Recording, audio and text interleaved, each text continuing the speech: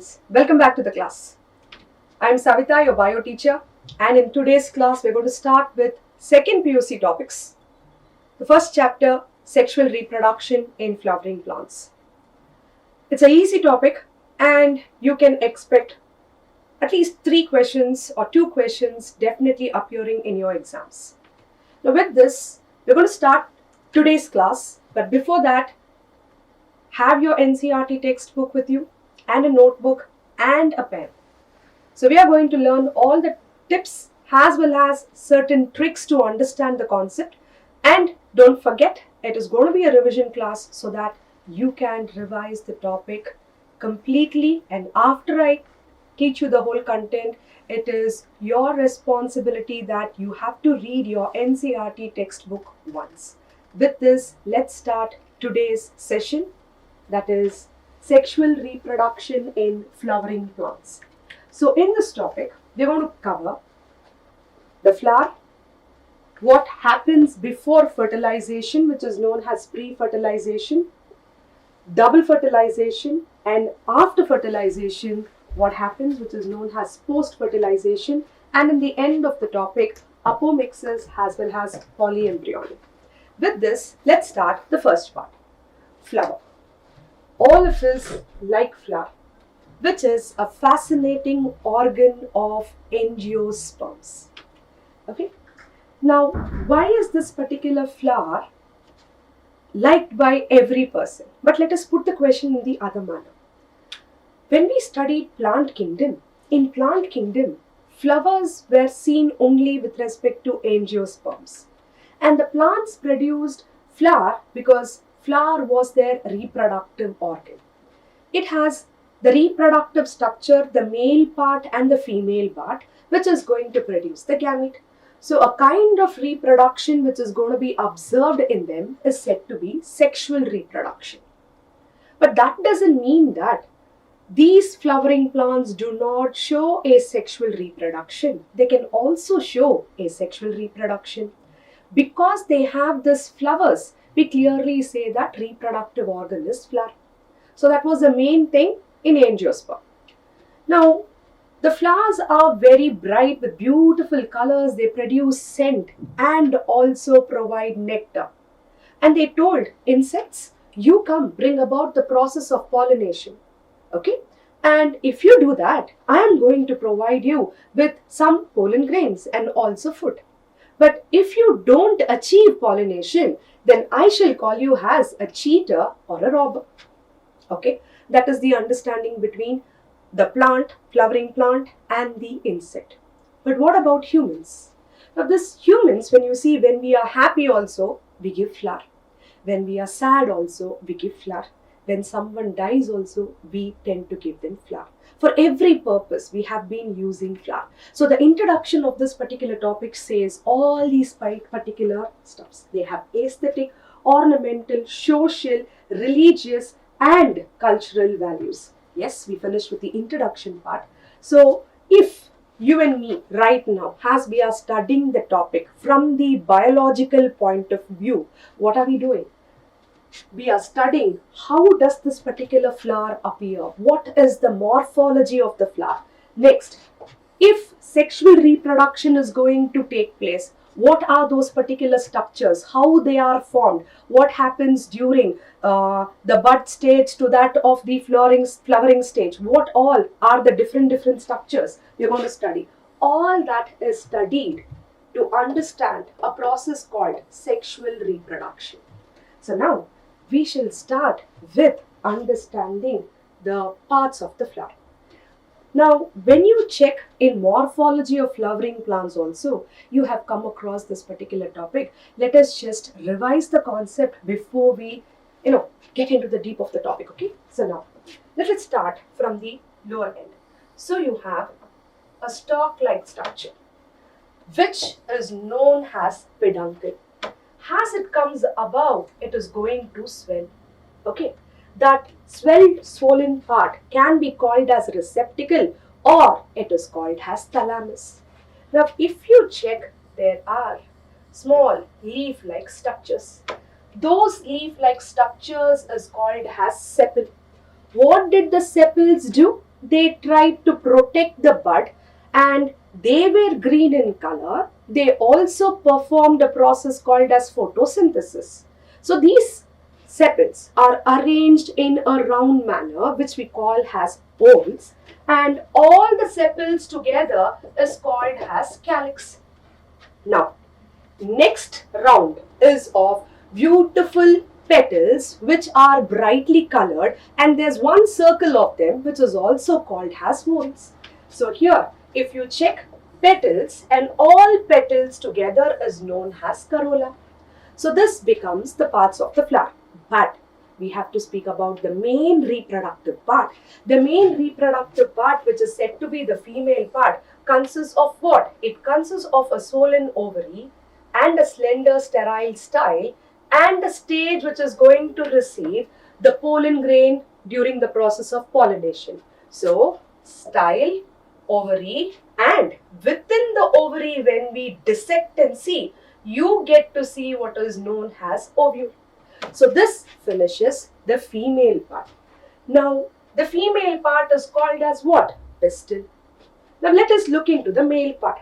In case of the male part, there is a long slender like structure which is known as filament, and the filament is going to end with two lobes. This two lobes is considered to be the anther, within which the pollen grains will be present. So this becomes the male reproductive part, which has two buds, anther, and the second one is going to be filament. So I hope you understood the structure of the flower. In this topic of second year, we are going to mainly concentrate on the reproductive part of the flowers. Now let's see what are those. The first part, that is pre-fertilization, and we are going to study structure as well as the events in it.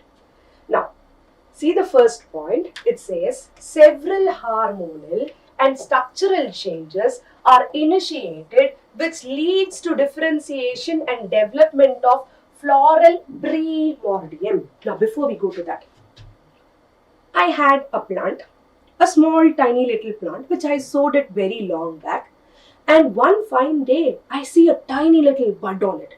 Now, what do I understand? I understand that that plant has attained maturity. The first floral bud that you tend to see on the plant body, it says that the plant has attained maturity. Fine. There's that bud closed within that green color sepals. Now, if that particular bud has to open up, there should be certain changes taking place within it. Now, if changes has to occur, you came across hormones. Let us relate plant growth and development from first PUC. So may I say auxin is required, cytokinin is required, gibberellin is also required, and all this brought about changes, and finally you see a beautiful flower which is fully exposed. Sometimes the flower cannot open at all, that we are going to study later into the topic. Now let us assume the flower is fully bloomed. Okay. Next, you also came across the word which is known as inflorescence in the topic of morphology of flowering plants. Now let us say the floral bud which bloomed was very tiny. The main work of the flower is to bring about reproduction, but the flower is so tiny, it thought maybe the insect may not notice me. So what did it do? It has too many small flowers together present on a branch. So we call that as what? Inflorescence. Insect, even though you're far away, you can still see me. So it says inflorescence is formed which bears floral buds, and then that buds bloom up, which is known as flowers. So I hope you understood so far. Next, in the female flower, I used the word female. In the flower, male and female reproductive structures are present. We use specific term. If I say the male reproductive part, stamen, group of stamen is present, I will use a word which is known as androecium. And in the same way, we use gynoecium term for female part. So hope you are clear with the content. You would recollect that androecium consists of whorls of stamen. Many stamens together is known as what? Androecium. Okay.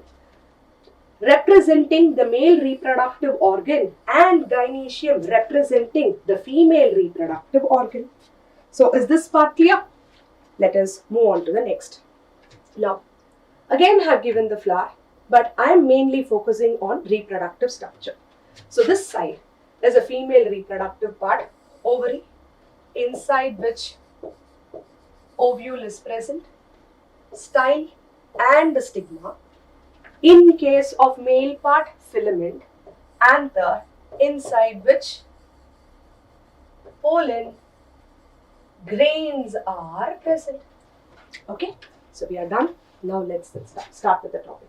The topic which we are going to focus now is on male reproductive part, stamen, microsporangium and pollen grains. So let's start the topic. Stamen. Let's see what I have given. Now, stamen, the long slender stalk. So long slender stalk. Yes, fine. Called as filament and terminally ends with. So it is ending terminally with anther. So I am going to put two lobes and I call it as what? Anther. Okay. The anther proximal end of the filament attaches to the thalamus. So this will be the proximal end which is attached to what? Thalamus. It can be attached to petal also, but now we are talking about it is attached to what? Thalamus part. Or the petals of the flower, which we studied in morphology of flowering plant, epipetalis. So now I hope you understood. Now check out. Now if you check, there is two lobes of anther and the two lobes of anther is connected. So let me highlight that with a different color. So let me take a blue color and just to tell you that there's two lobes of anther which is joined together by a tissue which is known as what? Connective. So I hope you have understood what are the parts of the male reproductive organ which is known as stamen. Now inside this we have to know. So now if I have to see what is inside, I have to cut the anther. So now what we are going to do, we're going to study inside this anther. Okay, but before that we have to know certain things. Let's see what is it. A typical angiosperm anther is bilobed. You already studied. If this is said to be the filament, okay, and I end up with two lobes of anther, each lobe having two theca, it is dioecious. So now we are going to cut it. Now when we are going to cut this bilobed anther, you would have come across a diagram, something like this. Okay, and let us say these are lobe number 1, lobe number 2. Okay, now in that I have one covering and one more covering. One covering and one more covering like this. So that this becomes 1, 2. Okay, that is what? Dioecious. Next, anther is a four-sided tetragonal structure of 4 microsporangia. Of 4 microsporangia refers to what? This inside part. So let us take one more color. Inside you have spore producing tissue. Roughly I will draw like this. Okay, the spore producing tissue which is known as what? Microsporangia. Located at the corners of 2 in each lobe. So this is 1, this is 2, this is 3, this is 4. So all together you have 4. So I hope you understood. Now let me explain the diagram for you. Okay? Now just check. If you observe this particular image of your NCERT, you come across what is called as 2 lobes and you have straight groove and it says line of dehiscence That means when the pollen grains are fully formed, the anther is going to dry and release the pollen grain outside. The process of releasing of pollen grain when the anther matures is known as what? Dehiscence. Yes, I did use a word, when anther matures. When a plant produces a floral bud, the plant matured. Now, in the reproductive organs, there should be pollen grains formed, means after formation, when the pollen grain releases, I will say that the anther has to mature. Okay. So now I hope you have understood the concept. Now please understand one more point. See, when I use this particular term which is called as microsporangia, I am referring to young anther. Okay. When young anther matures, then I will call it as pollen sac. So when pollen sac is ready, it is going to release what is called as pollen grains. So I will say after maturity, the same structure has what? Pollen sac. Now let's see the next part. Now this will be one of the important questions you people would have attempted in your theory exam, and it speaks about the walls of the anther. Now, as you see, there is two lobes, and we told that two lobes of anther was connected by what is known as connective. But when you observe the walls of the anther, first one comes what is known as epidermis. Followed with epidermis, you come across endothelium. Okay. Now you have multiple layers here, 2 to 3 layers of what? Middle layer cells. Now all the three words put together, according to our NCERT, there's a clear statement present in your textbook which says epidermis, endothelium, middle layer put together, they do a beautiful function of protecting the anther. Clear? They protect it.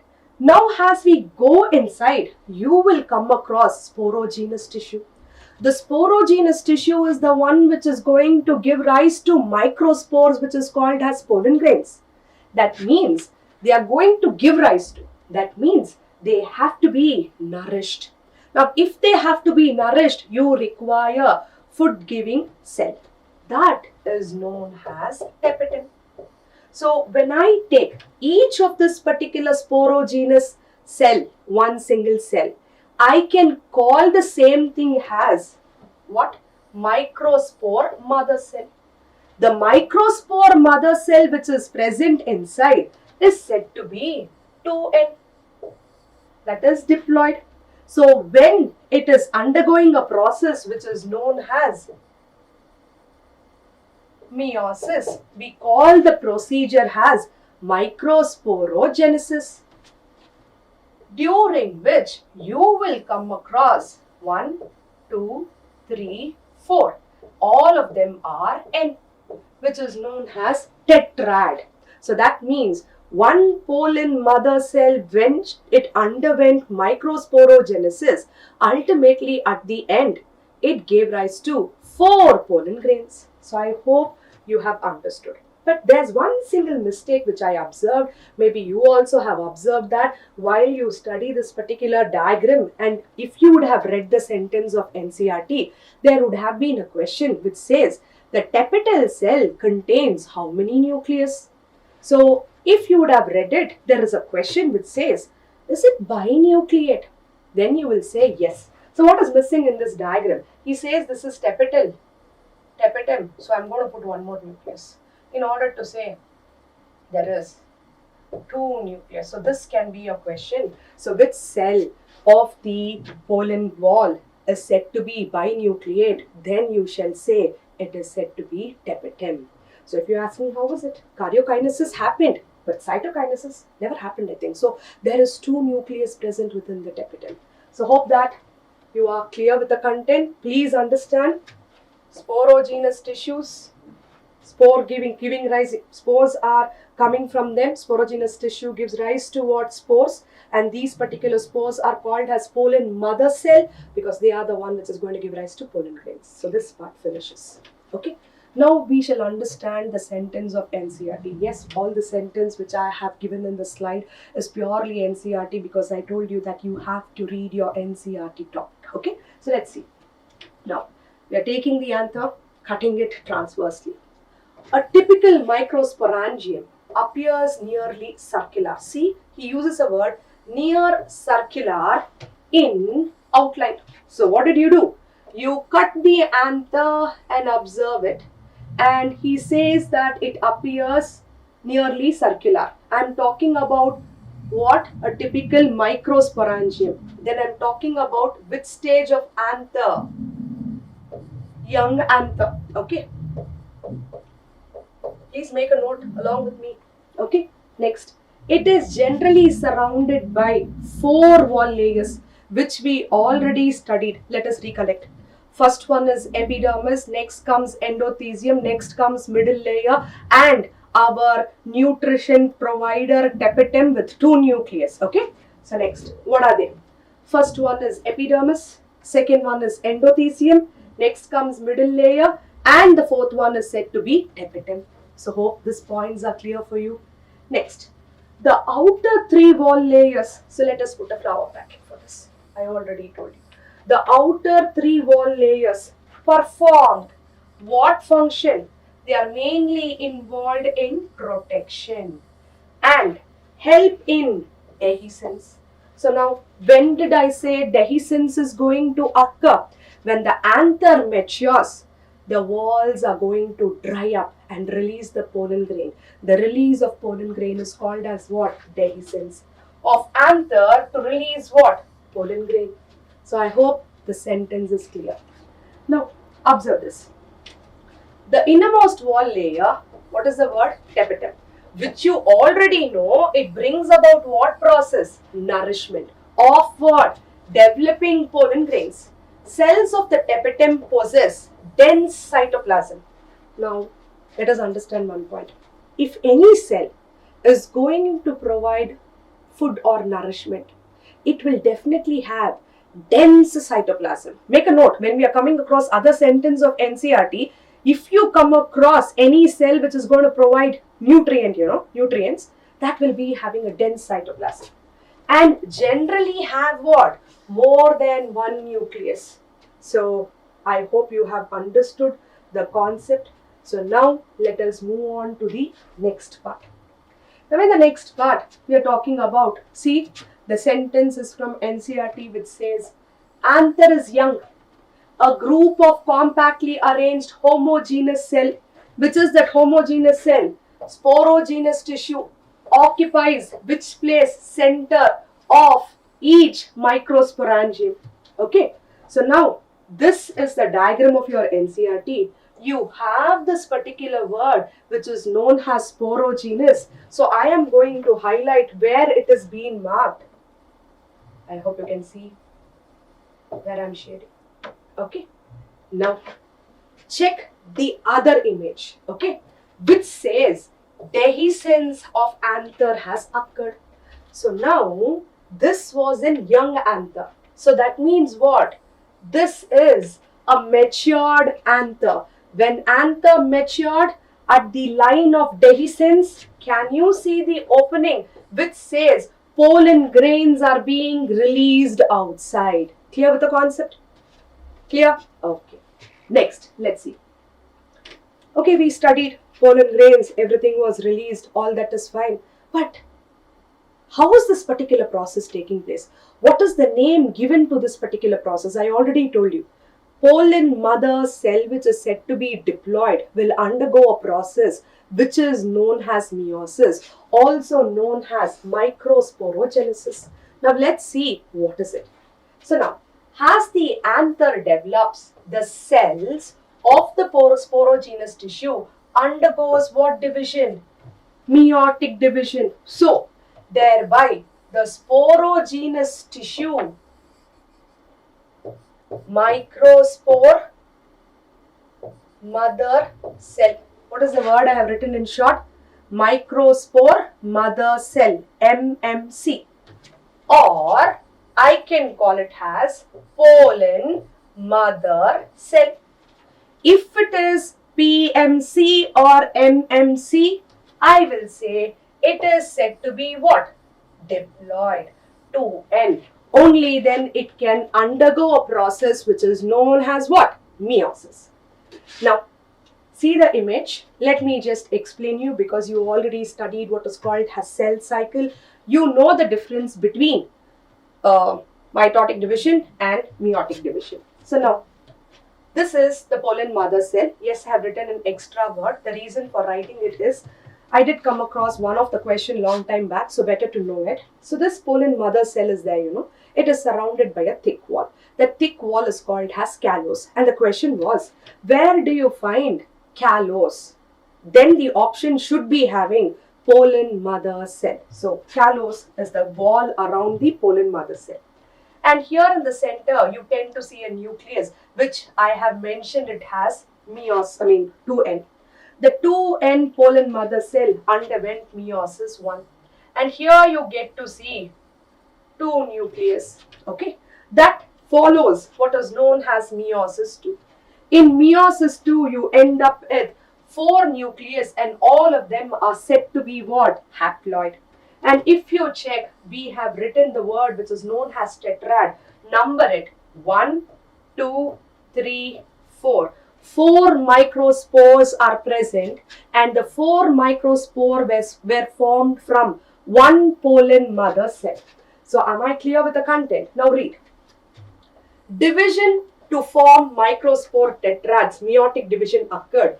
What would be the ploidy of the cells of the tetrad? What is the ploidy? The ploidy is said to be haploid because the process was called as what? Meiosis. Next. Has each of the cell of sporogenous tissue is capable of giving rise to microspore tetrad? Each one is a potential pollen or microspore mother cell. So I hope you understood what is the short form here. He said pollen, next comes mother cell. Next word he uses microspore, M, next comes mother and the word is cell. So I hope you understood. Next, this process of formation of microspore from a pollen mother cell through what process? Meiosis is known as microsporogenesis. Clear? Next, the microspores as they are formed are arranged in how many cells? 4. So 4 means what? Tetra. So thereby microspore tetrad. Is it clear? Is there any doubt? Let me see, is there any other point? Yes. And that point has been covered. Okay. Let me just take an eraser so that, let me clear one. No, okay. Okay. Has the anther matured? What is the word? Dehydrate. The anther matured, dehydrated. The microspore dissociate. That means they were all present together. Now they will get dissociated. Dissociated from each other and develop into what? Pollen grains. Now do remember one point. Because while I started the whole topic, I told pollen mother cell has a wall which is called as callus. So if the pollen grains have to come out, dissociate and come out of the pollen mother cell, obviously there should be an enzyme which is called as callus, which is going to break that particular wall and release what is known as the pollen grain. So I hope the topic is clear, understood all the points. If we are done, we will move on to the next part of the slide. Okay? Okay. Now, pollen grains were released. The same diagram of your textbook. Now, in the diagram, please observe, the cell which is released is said to be what? N, haploid. 1 nucleus is present. Now, when you check the next image, here vacuoles were not present. You see what is called as vacuoles. Okay. The cell is little bit, changing itself. Then what happened? The so-called nucleus. There is asymmetrical spindle which is forming. That means what? The nucleus is splitting. If the nucleus is going to split, I will say there is a process which is known as what? Mitotic division which is taking place. This mitotic division gave rise to what is known as 2 cells. The 2 cells observe the image properly. The larger one which is present here is known as vegetative cell. If you check, there is a spindle shaped cell located floating in the vegetative cell which is known as what? Generative cell. So You may be wondering why it is called as generative, because in future it is going to generate what? The male gametes. So that means what? Pollen grain is not a male gamete. Okay, it carries it. So it is a gametophyte, and inside it there's a cell which is called as generative cell, which has to undergo one more mitotic division to produce the sperms. Now I hope this is clear for you. Now let us re-revise. Okay, same sentence of your NCERT. Pollen grain. The pollen grain represent what? Male gametophyte. They are not called gametes. This is your question. So what is a pollen grain? Is it a gamete? No. It is male gametophyte. The generative cell, when it undergoes mitotic division, it gave rise to sperms. Okay. Now, next point.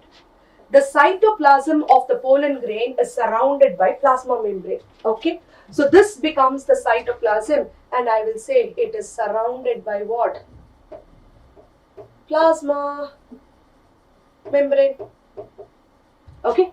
Next, when the pollen grains mature, see now we are talking about what? Pollen grain is also maturing. First I told anther matures. Now I am saying pollen grain matures. Now you may be wondering, how many times are we supposed to use this particular word mature again and again? Plant produced flower, that means plant attain maturity. Now we are talking about anther. When the anther releases the pollen grain, then anther attains maturity. Now we are talking about what? Pollen grain, and we are referring to the same word which is known as what? Mature.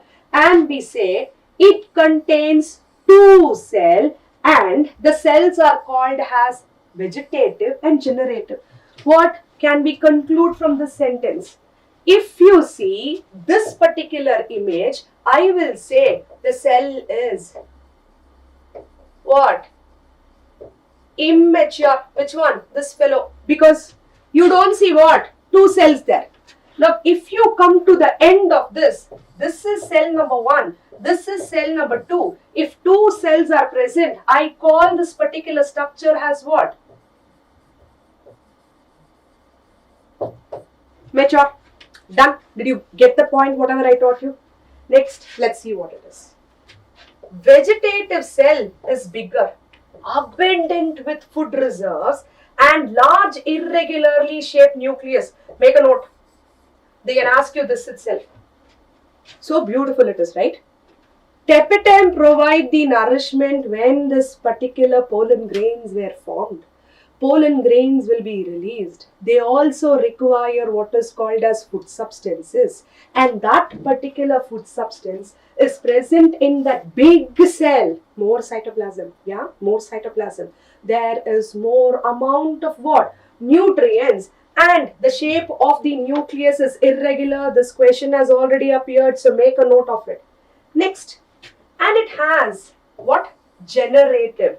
When generative cell undergoes one more division which is known as mitotic division, you will come across sperm 1, I'm just referring it as such, sperm 2. So that means what? First meiosis, then I have haploid cell with one nucleus which is immature, that underwent mitotic division. And after that, I'm talking about generative cell. That generative cell undergoes one more mitotic division. So altogether, I'm referring to meiosis, mitotic division, mitotic division. One meiosis, two mitotic division if there is formation of what is known as male gamete. Again, I will repeat it when I'm going to that particular part of the topic. So hope that this part of the topic is clear for you. Okay? Next. You're still there itself. Now let us understand what is this. It is spindle shaped with dense cytoplasm, which is spindle shaped. The generative cell is said to be spindle shaped, and a nucleus is present. Now he is saying 60% of angiosperms, pollen grains shed at this two-celled stage. So I draw a pollen grain like this. Okay. Then I am saying that there's a spindle shaped cell with one nucleus and large irregularly shaped cell. This is known as our mature cell, which is released. with two-celled stage, then we say 60%. 60. Then what about the remaining 40%? Check out the next sentence. Okay, before we go to the 40%, let us see. In the remaining generative cell, who? This one. Underwent what division? Just now I told you. Mitotic division. Mitotically giving rise to what? To male gametes before pollen grains are shedded. Okay, before pollen grains are shedded. So I will draw this image.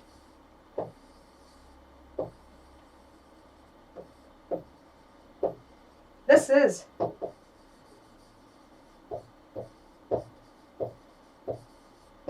what? Three-celled stage.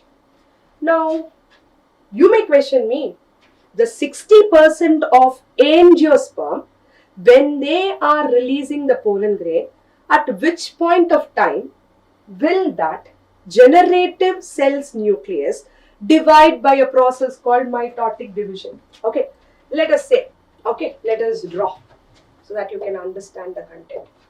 So let us say I have the female reproductive part, okay, and I should have drawn it in green. I'm drawing reverse, that's okay. Pollen grain falls. This is a tiny cell, generative cell, and this is a vegetative cell.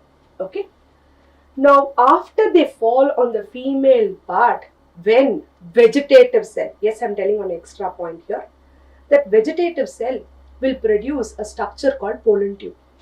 When the pollen tube is going to germinate inside this particular female reproductive part, at that time, the so-called generative cell which is going to enter the pollen grain, vegetative cell which is known as pollen tube, will undergo what? Mitotic division. And this is where you get to see sperm 1 and sperm 2. Now I hope you understood, when does two-celled stage pollen grain generative cell underwent mitotic division?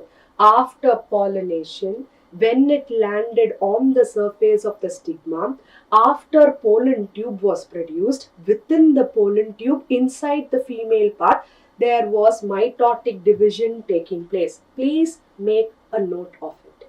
In case of 40% of angiosperm, we noticed what?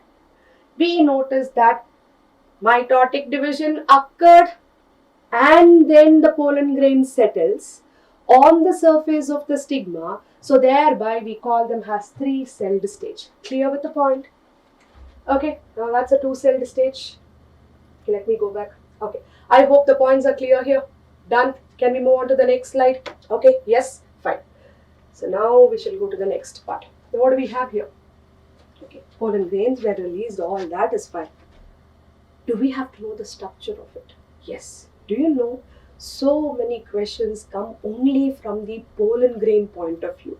So make sure you go through the whole content very clearly. So hope that whatever I am teaching you right now, it is giving you a clear picture. Okay, let's see. Now, I want to see a pollen grain. So I take the microscope and observe. Before I observe, what is the size of the pollen grain? 25 to 50 micrometers in diameter. Okay, so now what we will do, draw the pollen grain along with the explanation what is given. Already we know there is what is called as plasma membrane. So let us draw this plasma membrane. This green layer what I am drawing, it's nothing but plasma membrane. Okay, so this is plasma.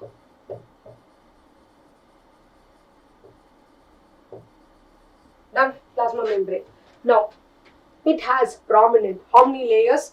2 layers. The hard outer called exine, which is made up of sporopollenin. So now let me draw the layers so that you can understand. So where I have to draw, we'll take one more color. The color is not that clear. So let us use red. I'm drawing the second layer inner to that of the plasma membrane. I shall call it as intine. Observe how did I draw it? Continuously. There's no break in between. It's a continuous layer. It's inside. So it is called as intine. So now I'm going to draw the outermost layer which is called as exine. So let us say this is exine.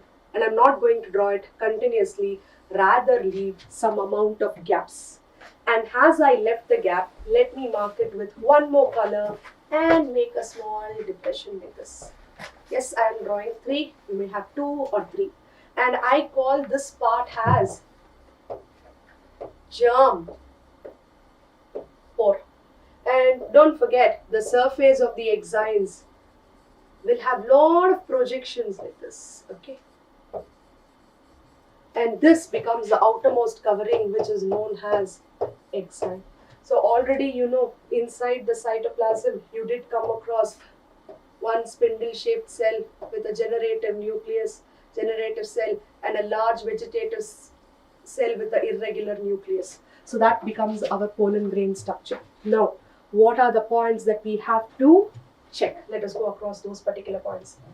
Now, I told exine. One of the most common question which has appeared so far. See, the most resistant organic material known. Okay, this is the old textbook version. In the new textbook, one of the will be the sentence. Okay, so those who are having the old textbook, please make a note of it.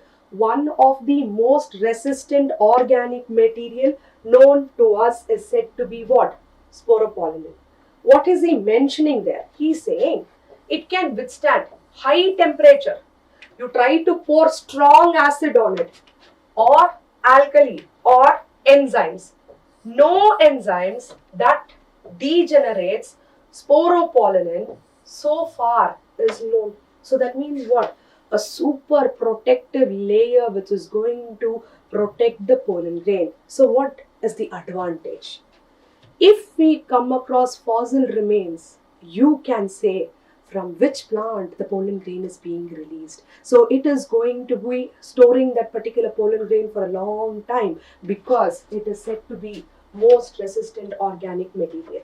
So pollen grain exine has prominent apertures called germ pore. So now the question will be, exine was discontinuous because I drew certain depression. That is the region which is known as germ pore. So the question will be, which region in a pollen grain the sporopollenin will be absent? Which region? Germ pore. Now if you ask me why is that particular germ pore present, now let us say that 60% of the angiosperm which release the pollen grain in two-celled stage, the vegetative cell has to produce a pollen tube, means the point at which the pollen tube emerges out is said to be a germ pore. So if sporopollenin is present and if I say enzymes are present, just now we read no enzymes can destroy this particular region. So thereby the pollen tube is going to come out in the region, from the region which is known as germ pore, where sporopollenin is absent. Please make a note of the point. Next, check. Pollen grains are well preserved as fossil. How can we preserve them? You need not do anything. It has a protective covering of the presence of what? Sporopollenin. The exine exhibits a fascinating array of patterns and design. See, I never made the pollen grain smooth exines part, right? I made a lot of projection. Why? Have you seen your NCERT textbook? Look at the diagram. Look at each of the pollen grain. Look at their texture. It is having lot of, it adds texture. So the scanning, which microscope? Electron microscope reveals how the pollen grain appears. So I hope you understood all the points which I have covered so far.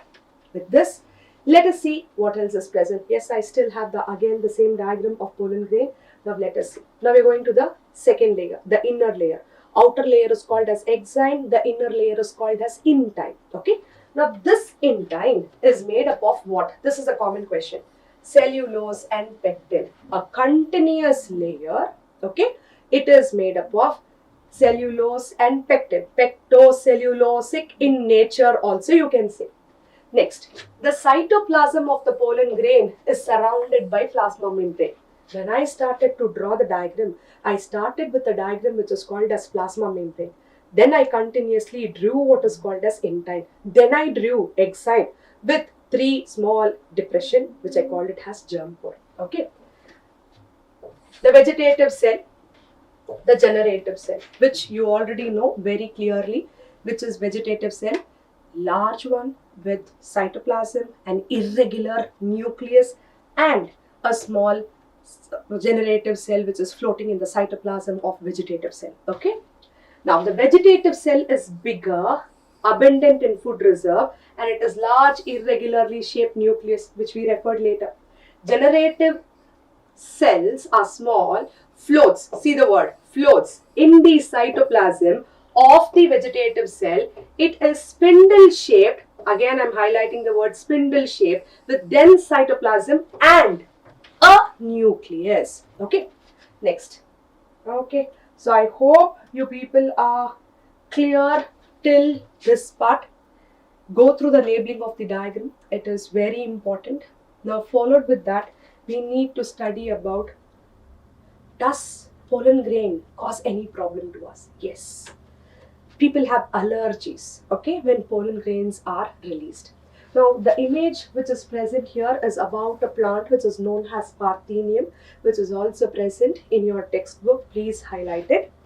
This is not Indian origin, it is an exotic plant. It came from some other place. Now, before what is called as Green Revolution, we wanted certain wheat. When we imported wheat, in that particular wheat, contaminants came. One such contaminant is said to be Parthenium. So please make a note of it. So it says pollen grains are associated with what? Several allergies. And these allergy leads to chronic respiratory disorder. So one such disorder is, first I will say bronchitis. Inflammation of bronchioles. Okay. If it becomes much narrower, it leads to a condition which is called as asthma. Obviously, the mucus secretion will be so high and they will have difficulty in breathing. And all this occurred because of what? This point is important because human health and disease, we studied allergy, right? Proteins which is present on the surface of the exine and intine. When I did explain the structure of pollen grain, I did not explain about the protein part which is present. So please understand, I cannot take a rose pollen grain, place it on the surface of the stigma of a hibiscus and say there is going to be a process of fertilization, pollen tube is going to develop. No. Hibiscus stigma knows this is not a rose pollen grain. How? The surface of the pollen grain contains compatible proteins and chemicals which has to match. And the same protein which is going to be present on the surface of the pollen grain can cause allergic problem in few individuals. That is what we are talking about here. So Parthenium, otherwise known as carrot grass, second PUC's first chapter according to the changed syllabus. This is the first exotic plant that we have coming across, because as we go, while we are ending the chapter with biodiversity, there you will definitely come across exotic species also.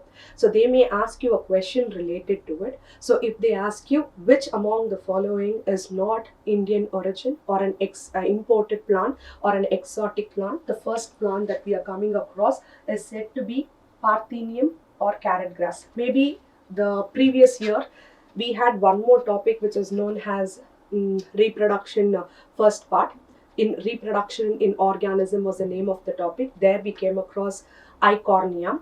So I will tell about Eichhornia much later. For now, it is there. Eichhornia part also is there in this particular session. I'll tell you when the topic comes. Now if you check carrot grass, that came into India as a contaminant with an imported wheat variety, has become what? A major problem of causing pollen allergies. So I hope you understood the points here. Next, check out the page and you will come across an image like this. And the image says, bee pollen from England, 30 tablets, consume it. You will get what? Good stamina. Athletes, horses can use. So they can ask a question And if you ask me, the pollen grain is yellow in color. That yellow in color is because of pigments called carotenoids, and cosmetic companies can also use it because this particular pollen grain tries to protect the pollen grain. I mean to say the pigment tries to protect the pollen grain from UV radiation of the sun. Okay, so that point is not there in your NCERT. I'm just discussing. Now, coming to the end of the topic, yes, pollen grain was formed in order to bring about what is known as pollination. But if the pollen grain is being released, okay, it should land on the stigma and bring about the process of fertilization. So there is an active period for this particular pollen grain. Within that active period, it should bring about the process of what is known as fertilization. If it is not doing it, it is said to be what? A wasteful process. Now let's see what is it. When once they are shedded, I mean to say dehiscence of anther occurred, the pollen grains were released. After the pollen grains were released, they have to land on the stigma. Always remember, whether you study the male reproductive part or the flower reproductive part, I mean to say human male reproductive organ or plant male reproductive organ, the gametes will be produced in lot, okay, because most of them will get wasted. So what is the guarantee that all the pollen grain which is being released from the anther is going to land on the surface of the stigma? Chances are very less, right? That's why pollen grains are produced more in number. Even though it is produced more in number, there is a time span, the viability period. They may lose viability if they don't bring about what? Fertilization. So, how long do you think, this question comes, how long do you think pollen grains retain viability? There are some species who loses the viability in just 30 minutes. That means within 30 minutes, they have to bring about the process of fertilization. So the period for which pollen grains remain viable is highly variable. It can change. Now, what is the cause for the following? Select the option will be your question. Then you will say, some extent it depends on prevailing temperature and also what is called as humidity. Mark the point. Right, what happened? Now, next. In case of that, you have some examples such as rice, wheat, pollen grain lose viability within 30 minutes of their release, and some members, Rosaceae, Leguminosae and Solanaceae, maintain the viability for months. This also is your question. Next, you may have heard about storing of semen, storing of sperm of many animals including humans for artificial insemination. So what are we telling about here? We are able to store and use it whenever we require, whenever we want. So when you're going to store it, I'm going to use liquid nitrogen. So it is possible to store pollen grain of large number of species for years in liquid nitrogen. Please note the temperature, minus 196 degree it is. Sorry, it has come down as, okay, now it's fine, 196 degree, okay, and that is known as cryopreservation, the process in which we tend to store the pollen grain by using liquid nitrogen in minus 196 degrees Celsius is called as cryopreservation, okay. Next comes, such stored pollen grain can be used, such stored pollen grains can be used in pollen banks similar to that of seed banks in crop breeding programs. So this is the first part of the topic, and I hope you people are clear with the male part. Now we shall be starting the female reproductive part and understand the concept in the same way as we did now for the male reproductive part. So let's move on to the next part of the slide. Okay, now let us continue with female reproductive part as we have completed the male part here. So in case of flower, we are going to study about pistil, megasporangium and what is called as embryo sac. Okay. So to begin with pistil part, okay, let me just select the pen.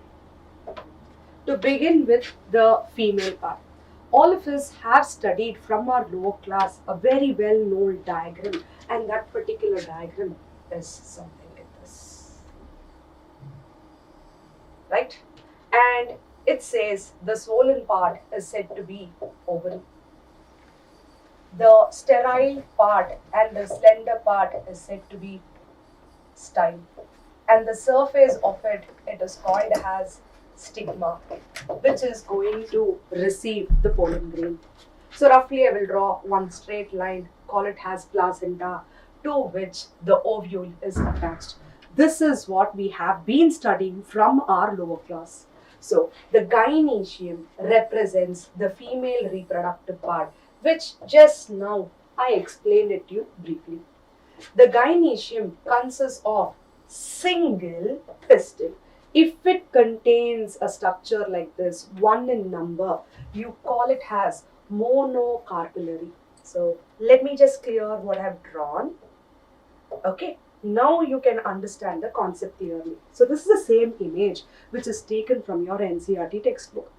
Now you have certain things written just below the image. It is very important you have to read that also, because certain examples are also given. That itself can be your question. And let me say you, most of us feel very difficult to remember the names of botanical terms. Okay, usually that happens. So if you see the image A, oh my god, sorry for that.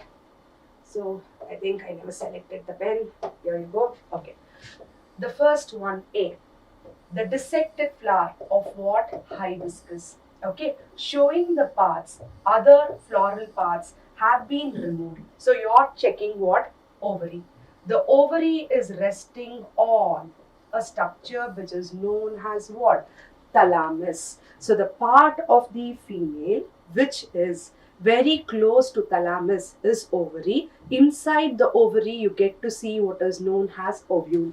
Next, you will see a long structure which is known as style, and it has what is known as stigma. We finished with that. So we understood what is known as monocarpellary, which says a single pistil. Now, you can also say that there may have more than one pistil, then it is called as what? Multicarpellary. Okay. Now, all this, don't you think we studied in morphology of flowering plant? We are just re-revising the topic here. Okay. When there is more than one and the pistils are fused together, see the word, it is known as syncarpus. They are fused together. If they are free, it is called as apocarpus. All of you read it. But did you check what is given as an example in the image? Check out. So the B1, I'm referring to B1. The word starts with multicarpellary, syncarpus, pistil of papera. So make sure you remember the example. Now we are going to the C part, and the C part says a multicarpellary apocarpus gynoecium michelia. So now all of you take your highlighter pen, mark it with respect to your textbook, so that whenever you revise, you go through this particular example. Okay, done? So next we shall move on to what is megasporangium. This question already came. Megasporangium is what? Ovule. Remember that one. Okay. Now, you see this particular structure, and one of the famous theory based question usually comes for a 5 marker. It can be the anther structure, or it can be the structure of what? Megasporangium. So I shall be explaining you this in a very simplified manner. Let us understand. After I explain that, we will go through the sentence of NCERT. Ready? So let me draw my version of diagram for you. So I'm starting with a sac. What is inside the sac? We will study later. Okay? And we'll write.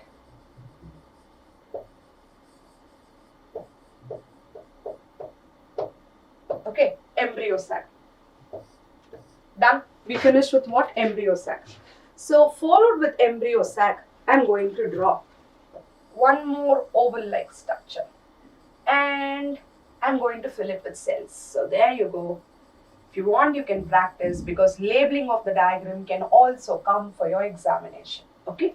So this particular cluster of cell, let me name it as nucleus.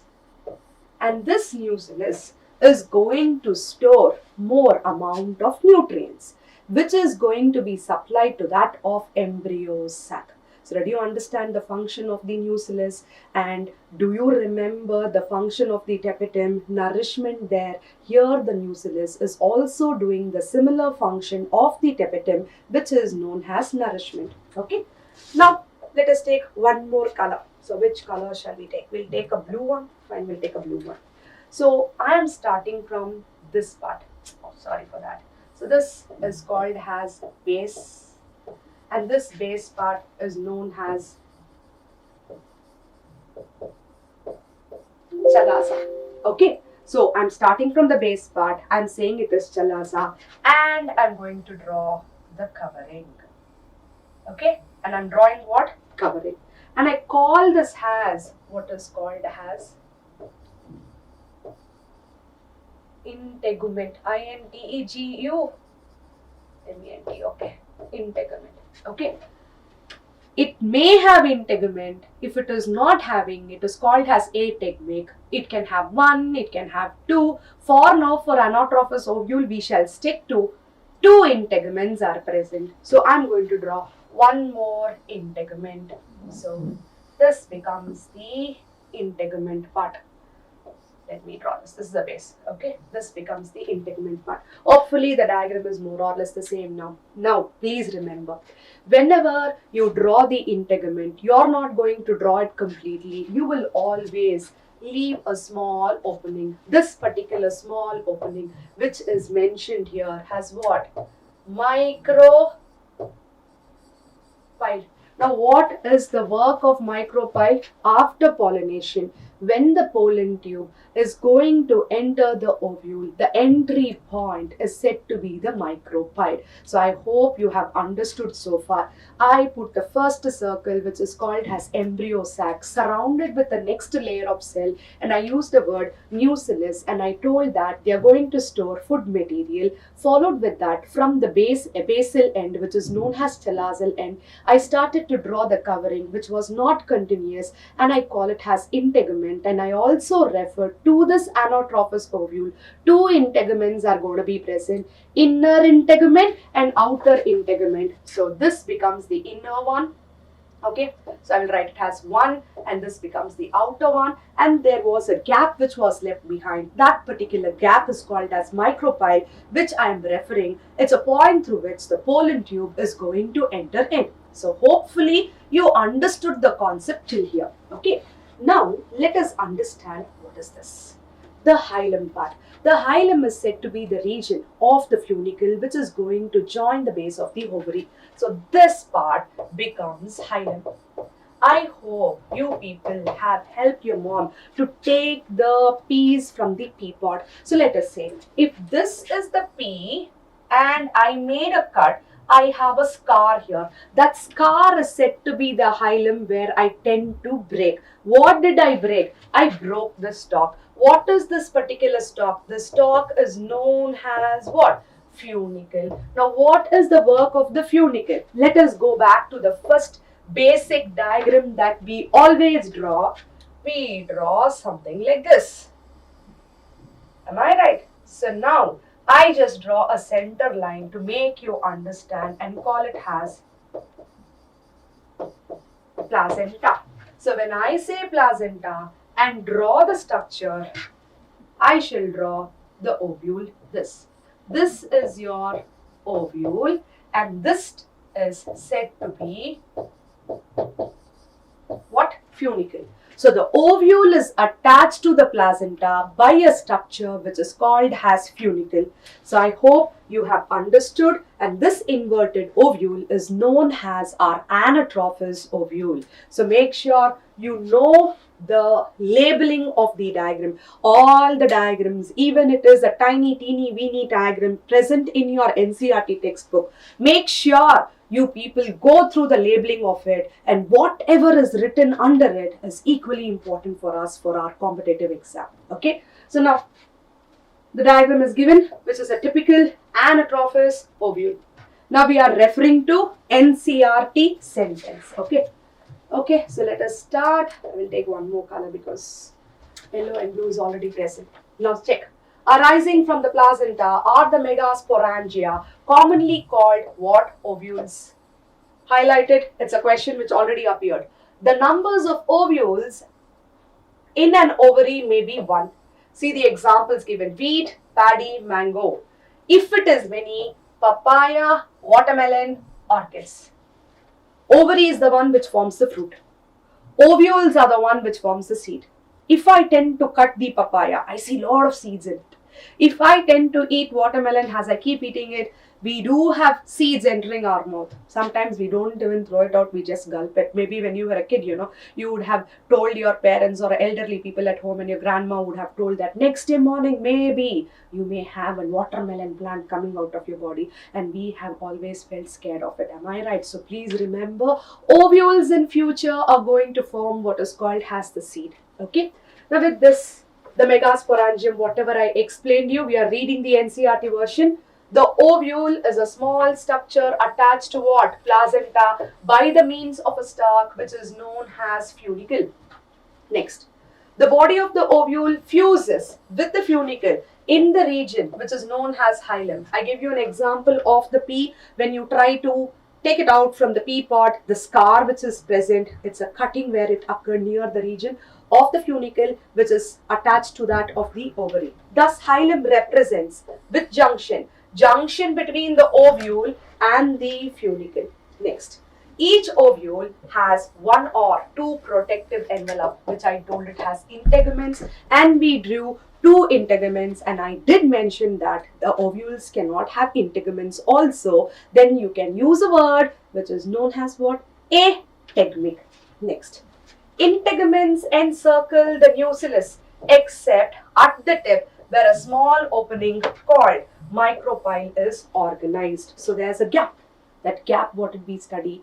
Pollen tube is going to make an entry via a point which is known as micropyle.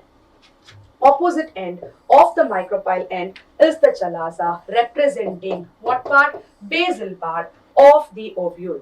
And he says, enclosed within the integuments is a mass of cell which we told nucellus, which is going to store food material for the growing embryo sac.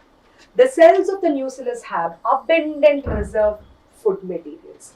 Are you clear with your NCERT sentence? Next, located inside, see the sentence. Nucellus is what? Our embryo sac. What is the other name for embryo sac? Female gametophyte. Now let us read. Recollect, Stuart, not read, recollect. Male gametophyte was a pollen grain. It's called gametophyte, which will give rise to male gamete. Who will give rise to male gamete?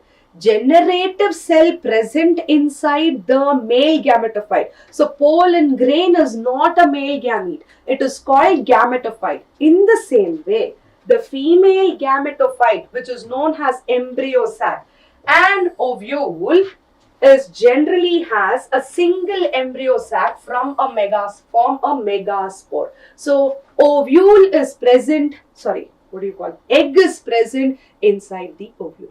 Done? Are you clear with the concept? Now let us understand the next concept of your NCERT. We're going to study how is this particular megaspore formed. Just like microsporogenesis, whatever we studied, we are going to use the same sentence, changing few terms. Formation of megaspore through a division which is known as meiosis is known as megasporogenesis. So check the sentence. The process of formation of megaspore from the megaspore mother cell is known as megasporogenesis, but don't forget the division is said to be meiosis. If I say meiosis is taking place, meiosis is going to occur in a cell which has a condition which is known as diploid. Okay, now let's understand the diagram of your NCERT. Okay, so now I'm starting with what? Nucellus. What did nucellus do? Store food material. Okay, it has good amount of food material present in it. Suddenly, you know what happened? One of the cell which is present inside the nucellus got of superpower. I'm talking about a stem cell. No one such big story. Stem cell. The stem cell which was present, towards which end? Make a note. I'm using the end. The micropyle end, a stem cell, is now going to be called as what? Megaspore mother cell, which is said to be 2N. Did you people understand? I'm starting with the structure which is known as nucellus, which contains reserve food material towards the micropylar end, got a superpower, which I told it is a stem cell, and I call that particular cell as megaspore mother cell, which has the power to undergo a process called as meiosis. So thereby I am saying the megaspore mother cell is said to be diploid. Okay. Now the so-called megaspore mother cell, which I have written as MMC, undergoes a process which is known as meiosis 1, which is known as reductionary division, which led to formation of 2 megaspores, N and N. I write it as what? Megaspore. And if you check, you have a word which is known as a condition known as dyad. Meiosis 1 is once again followed with one more division which is known as meiosis 2. And meiosis 2 gave rise to 4 cells. All of them are said to be haploid. Okay, which is a condition known as tetrad. I hope you followed this particular point. So make a note along with me in your textbook. Take that pencil, start writing that in this particular stage there was a process which is known as meiosis, which led to a process known as reduction, and you ended up with N cell, N cell. Again there was meiosis 2 which took place, and that is said to be equational. So I shall mention N, N, N, N, and it ended up with how many megaspore? 4 megaspore. Clear with the concept? Please recheck. Did you understand the image of NCERT? When I'm going through NCERT sentence, once again I shall try to explain the concept for you. Okay? Done with this? Now, stepwise or your NCERT sentence. Ovules generally differentiate from single megaspore mother cell, which is said to be MMC short form, which is diploid. Okay, don't think I'm singing a song and you sleep off there. Okay, I'm just going with the flow. In the micropylar region of the nucellus, it is a large cell containing dense cytoplasm. Didn't I tell you previously itself? Any cell which is going to store food substances, it's going to be a parenchyma cell itself, will be having a dense cytoplasm and a prominent nucleus. MMC undergoes meiotic division. Okay, so I left a gap. So we are starting with what? Nucellus. One of the cell here, which is said to be 2N, we call it as MMC, underwent a process which is known as meiosis 1. That meiosis 1 gave rise to a condition which is known as dyad. This dyad condition gave rise to haploid cell, followed with what is known as meiosis 2. This gave rise to a condition which is known as tetrad, and all the cells are said to be haploid. So now, what is the question given here? What is the importance of MMC undergoing meiosis? Result: meiosis result in the production of 4 megaspore, which is haploid, because during the act of sexual reproduction, a haploid male gamete and a haploid female gamete fuse together to give rise to a diploid cell which is known as zygote. Okay. Now, hope that this point is clear. Now, let us just check what is next. Female gametophyte. So, you're talking about female gametophyte embryo sac formation. We ended up with 4 megaspore cells, okay? And we are talking about what? Formation of embryo sac. The blank region which I had left earlier while I explained you anatrophous ovule. In majority of flowering plants, one of the megaspore is functional while of the other 3 degenerate. So, we came across a condition which is said to be tetrad. Tetrad means what? 4 megaspore mother cells were formed. Out of this 4 megaspore mother cell, we are saying 3 of them degenerate and 1 survives. Okay, only the functional megaspore develops into a female gametophyte into the embryo sac. How many? Only 1. Look at the play of nature. It's so beautiful. Why am I saying this? I'll tell you. Next topic, human reproduction. Oogenesis. Ovary releases only 1 ova. Rest is degenerated, which is called as polar bodies. I'm talking about humans, animals, and I'm relating it to plant. Okay. 4 tetrads were formed, 3 got degenerated, and only 1 survives. That only one which survived gave rise to what is known as what? Embryo sac. Did we link something here? Keep this point in your head. Okay. Now, let us come across the point. So now, only 1 fellow is there. Okay. Only 1 fellow who is called as megaspore mother cell, which is said to be what? Haploid. Only 1 is there because all the 3, they died. Okay. Now, here I want you to write it in your textbook so that you people don't make a mistake, because you will have a question related to this.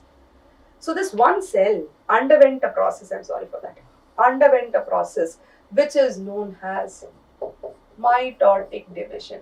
Yes, I'm talking about what division? Mitotic division. Meaning, I'm drawing this here. And 1 more cell which is said to be haploid moves to the opposite end. So now you can see 2 nucleus in this particular structure. Okay. Mitotic division number 1 gave rise to 2 nuclear stage.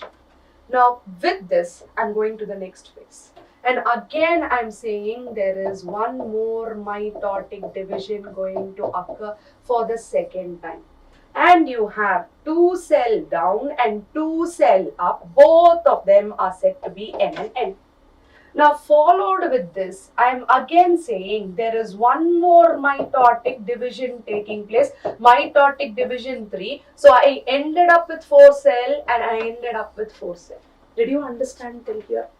1 meiosis was followed with 3 mitotic division for the formation of female gametophyte.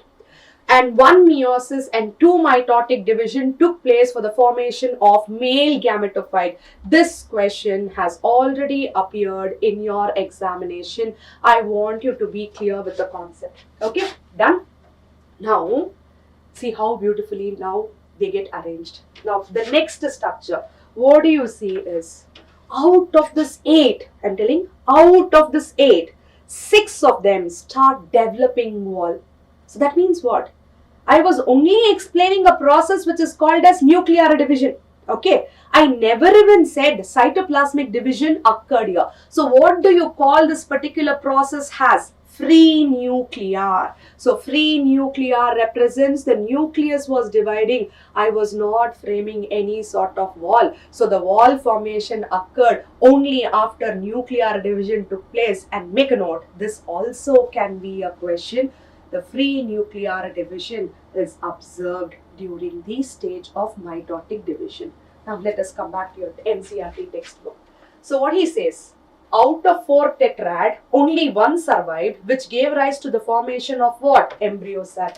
This method of embryo sac formation from a single megaspore is termed as monosporic. Again, the question has arisen. So I would like to say that when we finish the male topic, the male reproductive part, it is always better to attempt MCQs after each of this particular topic in order to, decide that whether I have completed the understanding of this concept. So that means what? When you are studying the female part, while you finish off the whole content, take your MCQs, start answering the question related to the topic. If you are answering it correctly, that means you have understood the topic super clearly. Okay, so now, what will be the ploidy of the cells of the nucellus? Nucellus was what? 2N. MMC, 2N. That's why it entered meiosis. The functional megaspore. The functional megaspore was N. And the female gametophyte, we will see that no. Okay, now these are the cells which is given according to your textbook. Let me click and see. I have image. Okay, no. Now I'll explain you this. So now you have walls formation. Okay, I'm drawing these three cells, and he has written clearly it is the chalazal end. If this becomes chalazal end, this becomes what end? Micropylar end. Okay, now observe. In micropylar end, let me use one more color.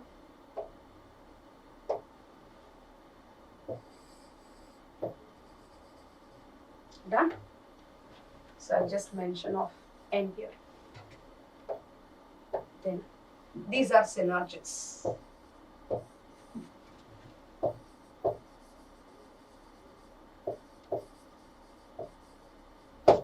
I'll mention N, I'll mention N. I'll mention N, N, N. What are they?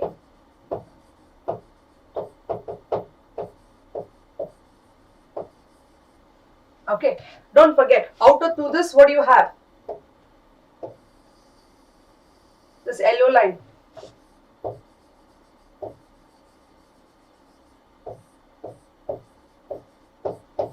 Two N. Okay, so now what will be the ploidy of the nucellus? You know, MMC, you know, the functional megaspore also, you know, female gametophyte, antipodals are haploid. Egg cell is said to be haploid. Synergids are said to be haploid. And you come across two nucleus which is present in the center. Because it is present in the center of the cell, I shall call this particular cell as center cell. Where you see N plus N. So this is said to be 2N secondary nucleus in the later stage. Now please understand, if there is a question which is going to be a larger cell which is going to be present, that is your center cell with N plus N. And let me add on one more point also. In this particular synergids, there is finger-like projection which you will study later, which is known as filiform apparatus, because I told you when pollen tube is going to enter through the micropylar region, someone has to help in intake of the pollen tube, right? Help in intake. That finger-like projection is called as filiform apparatus, which is a part of synergid. Did you understand so far? I hope this part is clear for you. Okay, with this, let us revise the topic of our NCERT. Okay, the nucellus of the functional megaspore divides mitotically to form two nuclei and move upward.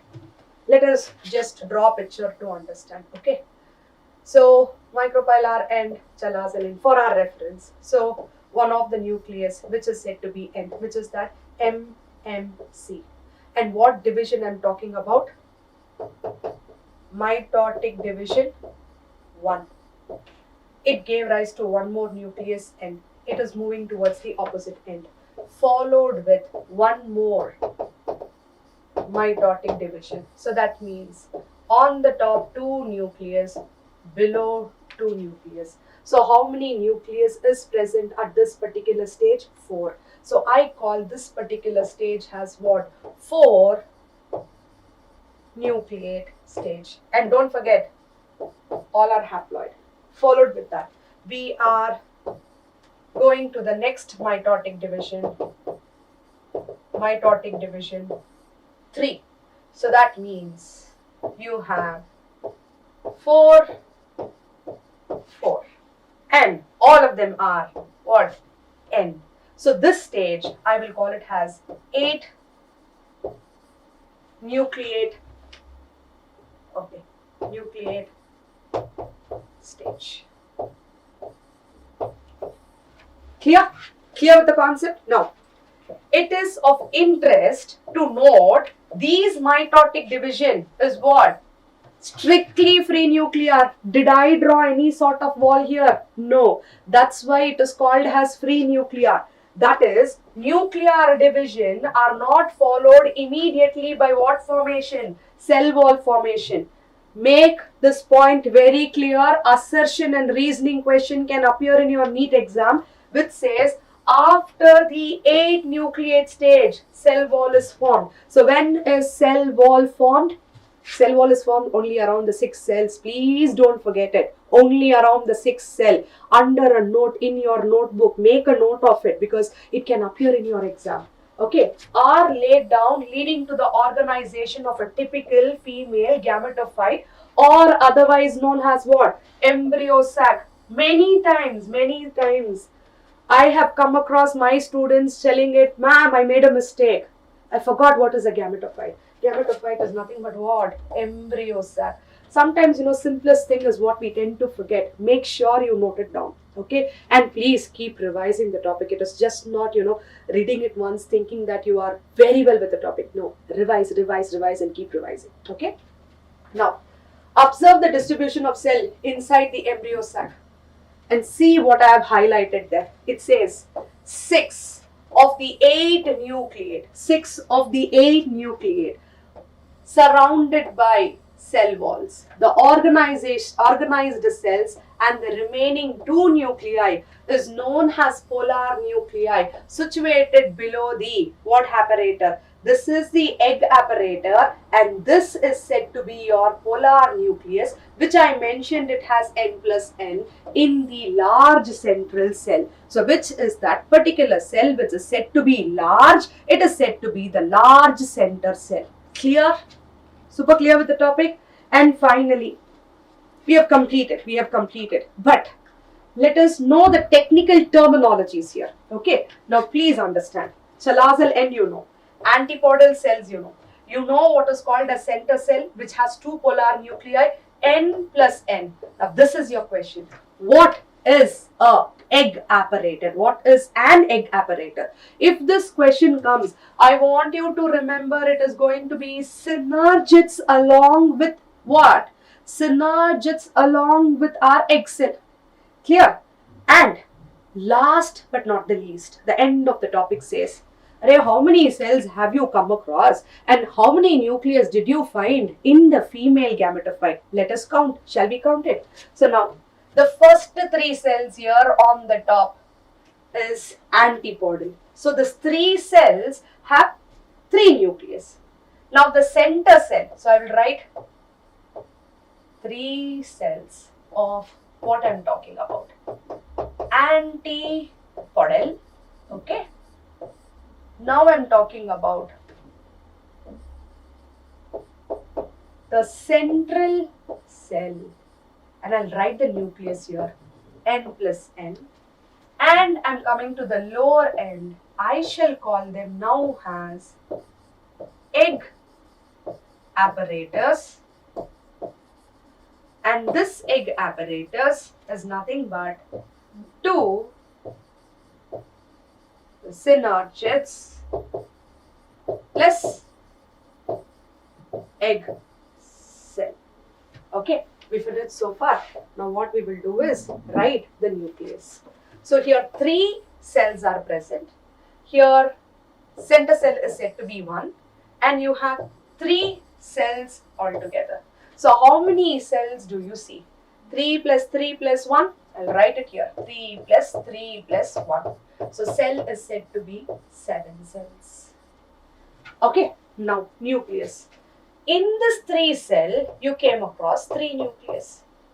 In the center cell, you came across 2. In this 3 cell, you came across 3. So now, nucleus becomes what? 3 nucleus plus 3 nucleus plus 1. Oh, sorry, plus 2. See, I made a mistake. 6, 7, 8. So hope you understood 7 cells with 8 nucleus is a typical embryo sac, nucleus and the cell. So check. There is a characteristic distribution of cell within the embryo sacs. What is the characteristic distribution? Let me clear this. If you have made a note of it, I'm going to clear this particular part so that you have a clear concept. Okay. 3 cells. Okay. 3 cells are grouped together at micropylar end constitute the egg apparatus. Egg apparatus in turn consists of 2 synergids and 1 egg cell. Synergids have specialized cellular technique, I told you earlier about it, which is towards the micropylar tip, which is known as filiform apparatus. They help in intake of what? Pollen tube, which plays an important role in guiding the pollen tube into the synergids. So, where is this pollen tube entering? Into the synergids. Maybe in the upcoming class, I will give you a clear understanding. Into the synergids means not both the synergid. In one of these synergids. So I'm stressing on the point 1. That means what? It is present in your NCERT textbook. Okay. 3 cells are at the chalazal end and are called what? Antibodies. Clear? The large center cell, as mentioned earlier, has 2 polar nuclei, thus a typical angiosperm. Embryo sac at what stage? At maturity. Though 8 nucleate, it is said to be what? 7 celled. Clear? So now, I hope you finished the concept which is known as the female part. And next, what do you think is the topic? We just saw the slide right now. Pollination. So I hope so far whatever I have completed, you people are clear with the concept. So with this, I think we have to move on to the next slide, which is known as pollination. Okay. So make sure that whatever point I'm going to highlight, mark it with respect to your NCERT. It may be related to the previous year's question papers also. Now with this, we're going to start with a very simple topic. But please don't underestimate the topic is very simple. But this is where we will lose marks. So let us start with today's session with pollination. So last class we studied microsporogenesis, megasporogenesis. Now let us see what is going to happen later. Okay. Now when the word pollination comes, from your lower classes you have been studying that transfer of pollen grain from the male part to that of the female part is known as pollination. So as you see the definition, it clearly says pollination is transfer of pollen grains sheds from the anther to the stigma of a pistil. So when we look into our textbook, he clearly says types of pollination. Under types of pollination, he divides it into 3. So now I'm telling you this is an important term. So make sure you make a note of it. So when you speak about what is pollination, what are the 3 types of it? Autogamy. Automatically, if pollination is taking place within that flower, that will become autogamy. So if you check the chart, here the word self-pollination comes, in that autogamy is being included. Second one, getinogamy. So in the self-pollination itself, the second type. So I'm marking autogamy has 1 and I'm marking getinogamy has 2. And the third type, it comes under cross-pollination, which is known as xenogamy. So I shall mention this as third one. So maybe the chart may be a little bit confusing, but your textbook clearly says that autogamy, getinogamy, xenogamy are the 3 different types of pollination that we have come across. Now let us understand each of this separately. Okay? Now, so when the word auto comes, whenever the word comes, remember automatic. So in this flower, you see both male and female structures.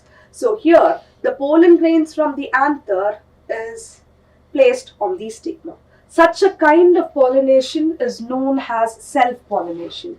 In this type, pollination is achieved within the same flower. All of you know it. Transfer of pollen grains from the anther to the stigma of the same flower. Very simple. So I hope there's no doubt. Now, if you come across the flowers, In this sentence, he says normal flower which opens and exposes the anther and the stigma, complete autogamy is rather, what is the word? Rare. Assertion, reasoning question can come if you're taking up NEET, or it can be true or false statement. In a fully open flower, he is talking about what is called transfer of pollen grain, and he uses the word rare. Why? We shall understand. Autogamy in such flower requires synchrony. What is the meaning of synchrony? The male reproductive part, anther, should mature. At the same time, the female reproductive part also have to mature, which we call it as homogamy. So if that synchronization is not there, then if release of anther occurred and female part is not matured, then you may not see self-pollination getting completed. Okay, so that's what is the point given here. In pollen release and the stigma's receptivity should match, and also anther and stigma should lie close to each other so that self-pollination can occur. So I hope you have understood. So you have an example which is called as pea plant given in your textbook. Highlight that pea plant, that's very important. Next, you also come across one more example given. Now check out. You have a plant here which shows a flower here which is completely open, and underground also you have a flower which doesn't even bloom. So I am talking about a single plant which is having two different types of flower. One is completely open, which is known as chasmogamous, and the other one is completely closed, which is known as cleistogamous. Now let us see the examples. Some of the plants such as viola, commonly known as pansy, oxalis and commonella produce two types of flower. Chasmogamous, a flower which are similar to flowers of the other species because they are kept completely exposed or open. Anthers and stigma are exposed. Whereas in case of cleistogamous, the flowers which do not open at all, where they are present? They are present underground in the soil. So make sure you remember the example. Next, you also have come across the flower pictures, but again I want you to have a look. Look at the open flower which is present here and compare it with, the flower is viola plant's flower, and if you compare it with the flower which is present in the soil, it is completely closed here. And if you see third one, it's a seed pod in which you tend to see the seed. No matter what, if it is a closed flower, self-pollination is guaranteed, and 100% every year there is production of seed. That is what we studied with respect to cleistogamous flower. So cleistogamous flower where anther and stigma lie close to each other. Next, anther dehiscizes within the flower buds. Pollen grains come in contact with the stigma, so thereby it is effective pollination. Thus, cleistogamous flowers are invariably autogamous. I am marking this particular sentence because this question appeared in the previous papers, as there is no chance of cross-pollination. So definitely they don't require pollinating agents, and cleistogamous flowers produce assured seed sets even in the absence of pollinators. But what happened? Do you see variability? No, not at all, because self-pollination keeps on continuing. You also come across what is called as inbreeding depression. Certain good characteristics can disappear. In this case, yes, this can happen. Okay. Now with this, do you think that cleistogamy is advantageous or disadvantage to the plant? If yes, why? The advantage of cleistogamy is that plant can propagate itself. Under what condition? Even under unfavorable condition. No matter what, no pollinating agents are required. But remember, there is no variation seen. Okay. The disadvantages is that self-pollination, due to which the chances of variation and evolution of genetically superior plants is reduced. So I hope all of you know it and you understood the concept so far. With this, we are coming across self-pollination, the second type. Observe the image and check out all the important points. I am talking about the flowers present on the same plant. There's a bee here, honeybee. What is the bee doing? Transferring the pollen grain from the flower present on one part of the same plant to another flower of the same plant. Such a type of pollination is called getinogamy, appears to be a cross pollination, but the genes are same, so it is coming under self-pollination. So what does our textbook say? Transfer of pollen grain from anther to the stigma of another flower of what plant? Of the same plant. Next, although getinogamy is what? Functionally cross-pollination. Do we involve pollinating agent in it? Yes, we did come across what? Bee here. So, involving pollinating agent, genetically it is similar to autogamy since the pollen grains come from the same plant. So, I hope you understood the key points of getinogamy. With this, let us speak about cross-pollination, which is called xenogamy. You see flowers here and you also see bee here. So pollinating agents are required. What is this particular bee doing? Transferring the pollen grain. You can see some pollen. They have what is called as pollen baskets in the hind legs. So it's said that not only on the surface of their body, the pollen grains can also be found in this particular pollen basket. And as they go to one more flower, there is 100% chances where the pollen grain can be transferred. So thereby, a transfer of pollen grain between two flowers of different plants which belongs to the same species is known as xenogamy or cross-pollination. So transfer of pollen grain from anther to the stigma of different plant. This is the only type of pollination during which pollination brings what?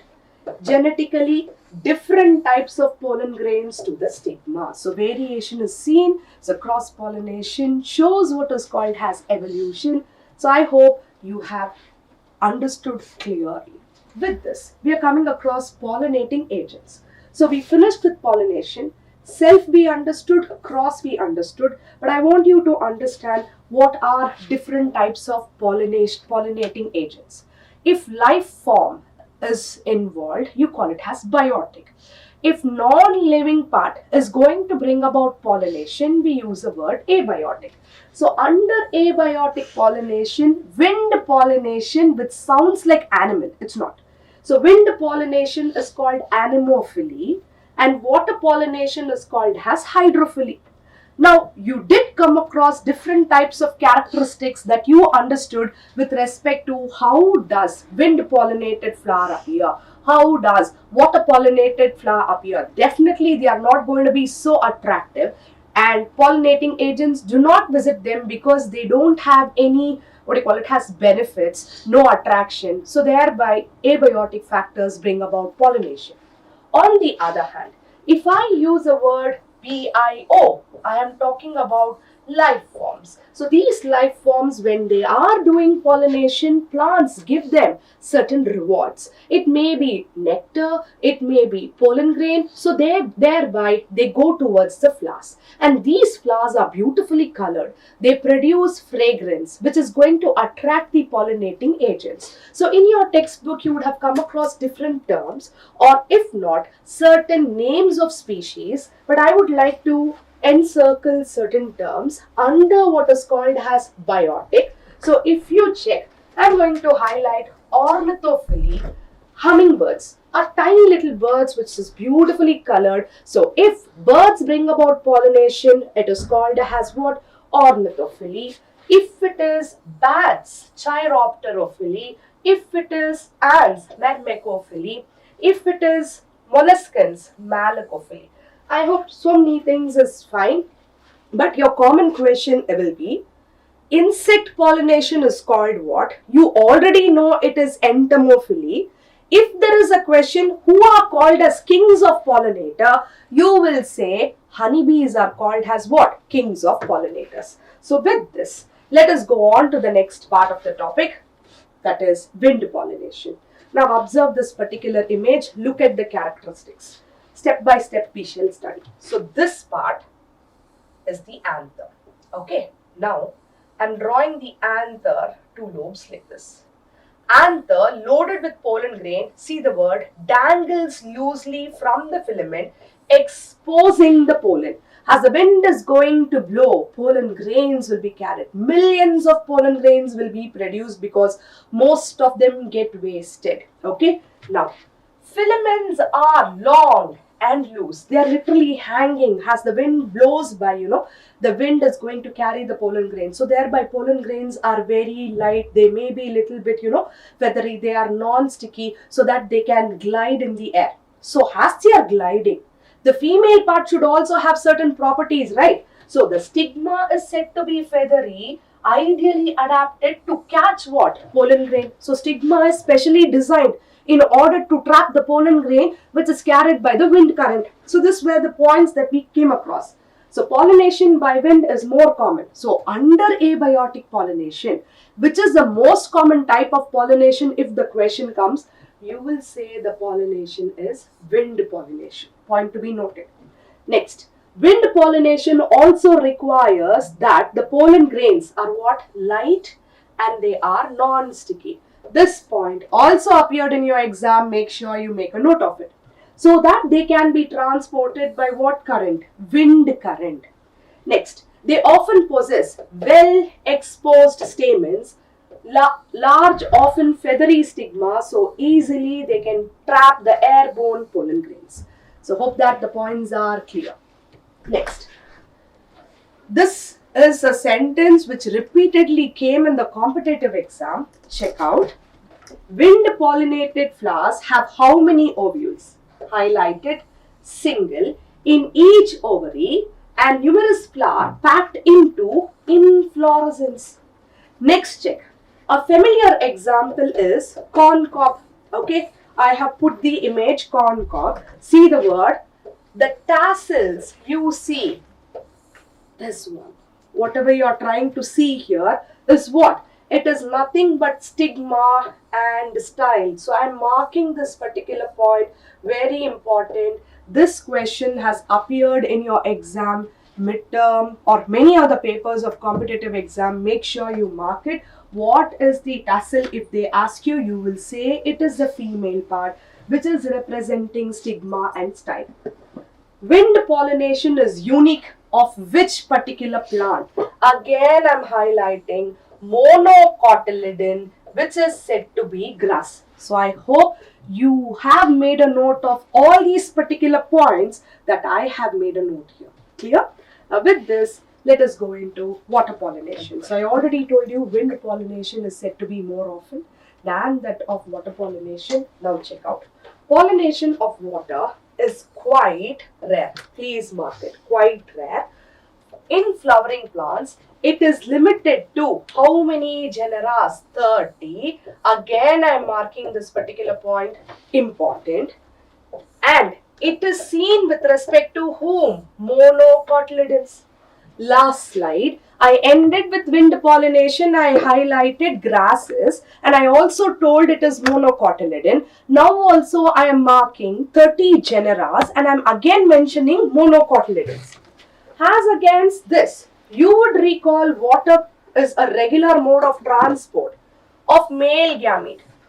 Go back to your plant kingdom. Do a short revision of what you had already studied in lower plant groups such as algae, bryophytes and pteridophytes. It is believed particularly some bryophytes, wind pollinated plants showing pteridophytes that there is distribution, limited compact inflorescence and well exposed stamen because of the need of water for male gamete transfer to bring about a process called fertilization. The whole thing is from your plant kingdom part. So when we do the revision of it, please check that particular content. Now, you see this image. So where is the plant present? In the water. Make certain observation. What is the observation here? Where is male flower present? The male flower is an inflorescence. Where is it? It is inside the water. Now check where is the female flower. The female flower is on the top. So the male produces the gametophyte. the pollen grain, should come on the top and it is present in the water. As the water current is going to occur, then this particular pollen grain is transferred onto the surface of the female plant. So I want you to remember these particular points. So let us look into our NCERT points. Some of the plants, pollinated, water pollinated plants, Valsinaria and Hydrilla. Okay. So Valsinaria and Hydrilla as an example is given, which grows in fresh water, okay, and several marine sea grasses such as Zoostera. Not all aquatic plants require water pollination. Now in this point, what we have to make a note. Among the following, which are the plants present in fresh water? This can be a question. Give an example of a plant which is present in marine water. This can be an example. So make a note. Valsinaria, Hydrilla are said to be what? Fresh water. Whereas seagrass is said to be what? Marine water. Next. Valsinaria, the female flower, reaches the surface. So who's this? Female flower reaches the surface of the water by a long stalk. Do you see it? And the male flowers and pollen grains are released on the surface of the water. They are carried passively by water currents. Some of them eventually reach the female flowers and the stigma. I already explained the concept. Make sure you remember this particular point. Okay, next. In another group of water pollinated plants, I'm talking about marine part now, that is seagrass. Female flowers remain submerged in the water and the pollen grains are released inside the water. The pollen grains should be how? Ribbon-like. Ribbon-like pollen grains are present or seen in case of what kind of pollination? Water pollination. Example is said to be seagrass. So they are water, present in water. If they are present in water, the body, the covering of them should be somewhat slimy. So mucus will be present on their surface. They are carried passively inside the water and some of them reach the stigma to achieve pollination. Most of the water pollinated species pollen grain are protected from the wetting by what? Mucilaginous covering. So I am marking this has important point, this one has important point, and already I spoke about seagrass. Okay, so make sure you remember what is the point telling. Female flower is what? Submerged in water. So I hope you understood all these particular points. Okay, now I think I repeated the same point again. So it's like mucilaginous covering. Fine with this. Both wind and water pollinated plants are not colorful, do not produce nectar. Okay, now I hope you are having your textbook right next to you. If yes, there is an example of what is called as water hyacinth as well as water lily. Okay, so they are having colorful flowers. Definitely, insect can bring about pollination. Even wind can bring about pollination. I have not told it here, but I want right now to highlight that particular sentence. And please don't forget Eichhornia, otherwise known as water hyacinth. It's not of Indian origin. It is from Amazon basin. We brought it to India. Only reason behind it has a beautiful flower. Disadvantage, it was called as terror of Bengal because it multiplies very faster by vegetative means, and thereby what happened, it started to reduce the oxygen content of water. So if they are talking about exotic plant, please don't forget about water hyacinth, which is otherwise known as Eichhornia. This is the second example which has been highlighted in your textbook of the first chapter, because already in the previous topic I spoke about what is known as Parthenium. Okay, with this, let's see what's next. The same NCERT textbook. You may ask, ma'am, why have you put this? Let me just read it for you. See, majority of flowering plants range from animals, has pollinating agents. Bees are called as kings of pollinator, butterflies, flies and beetles. And always remember, if flies and beetles comes, they are attracted to putrid, spoiled smell. Something which is having a nasty smell, that is going to attract them. But what was the main thing about the flower? It wanted pollination to occur. Don't you think it has achieved what it wanted?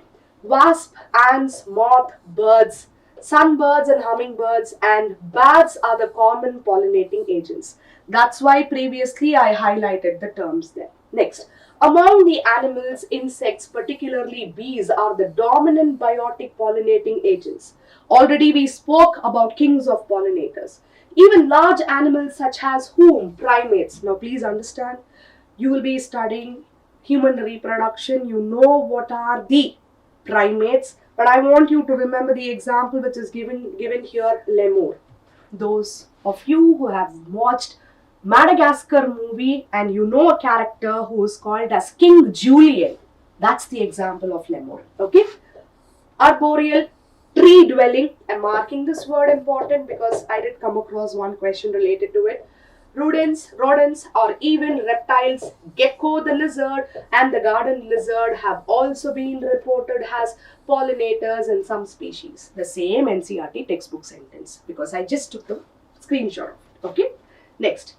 Now observe the image. Make a note of the image. You see a bee there, but you also see pollen grain is stuck to the body everywhere. So that means, is there any magnetic property which is present on the bee surface to attract? No.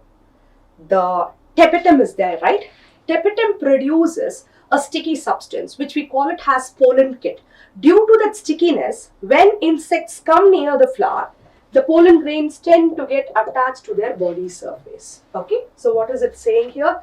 The body of the animal gets coating of pollen grain because of the pollen kit produced by the tapetum, okay, which are generally sticky in animal pollinated flowers. When the animal carries the pollen on its body and comes in contact with the stigma, it brings about what is called as pollination. Okay, so now with this, you are seeing a picture of what? The tallest bloom, Amorphophallus. Okay, so see the image, look how it appears. Actually, the male part is present inside. Okay, you don't get to see from the external surface. In some species, floral rewards are in providing what? Safe places to lay what? Eggs. Now, if you see Amorphophallus, 6 feet in height. I'm not even 6 feet, okay? So I am around 5.3. Then if I go stand right next to this particular flower, it's much more taller. Am I right? Next. Here, this is a beautiful picture which speaks about what is called as the Yucca plant and the moths association, and you have a very beautiful sentence. Have a look of this particular picture. You can see the moth here. If it is not clearly visible, you see the moth in this particular image. Now, a similar relationship exists between moth and the plant Yucca, where both the species, one is moth and the plant, see the sentence, assertion, reasoning, question will come here. Cannot complete their cycles without each other. Both of them are depending upon one and another. You may come across this particular sentence in one more topic which is called organism and population. Okay, so make sure you make a note of this. The moth deposits its egg in the locule of the ovary and the flower in turn gets pollinated by the moth. The larvae of the moth comes out of the eggs as the seed starts developing. So I hope you understood these points. Make sure you mark it. See, you finished your exams. The concept is very freshly present. It's like a re-revision. Make sure you utilize every minute of your time. Okay, with this, we are coming to the next part. What is it? Outbreeding devices. And I hope all of you know what is outbreeding devices. If self-pollination is continuously taking place, certain good characteristics of the flower is lost, okay, of the plant is lost. Now let us see. Majority of flowering plants are what? Hermaphrodite. Both male and female reproductive structures are present within the same flower. Pollen grains are likely to come in contact with the stigma of the same flower. So we are talking about self-pollination. Continued self-pollination leads to what is called as inbreeding depression. So plant decided, I don't want to suffer with inbreeding depression. So let me devise certain things. So flowering plants have developed devices to discourage what is called self-pollination and to encourage cross-pollination. Now let us see what are those particular devices. Right now I'm saying you the whole paragraph what is mentioned in your textbook is very important. So make sure you read each of the sentence slowly and clearly understand the concept. Now look into this particular image. I've cut shorted the whole concept, outbreeding devices.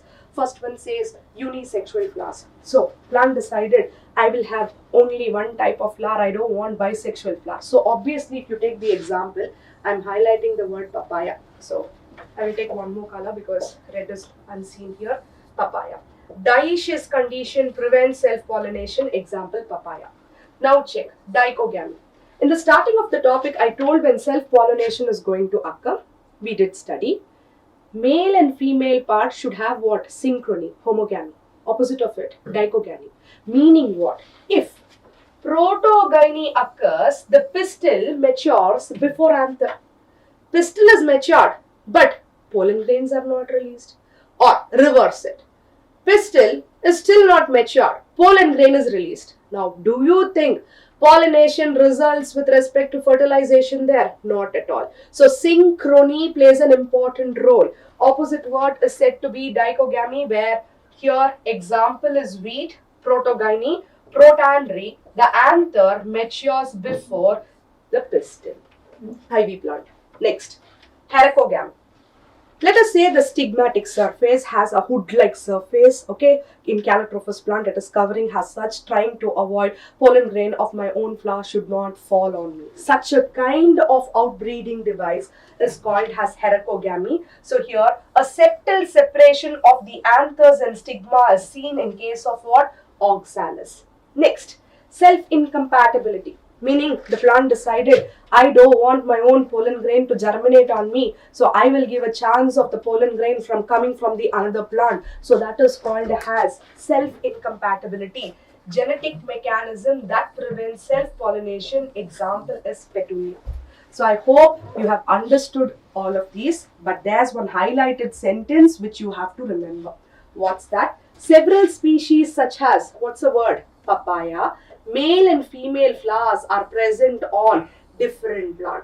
That is, each plant either male or female.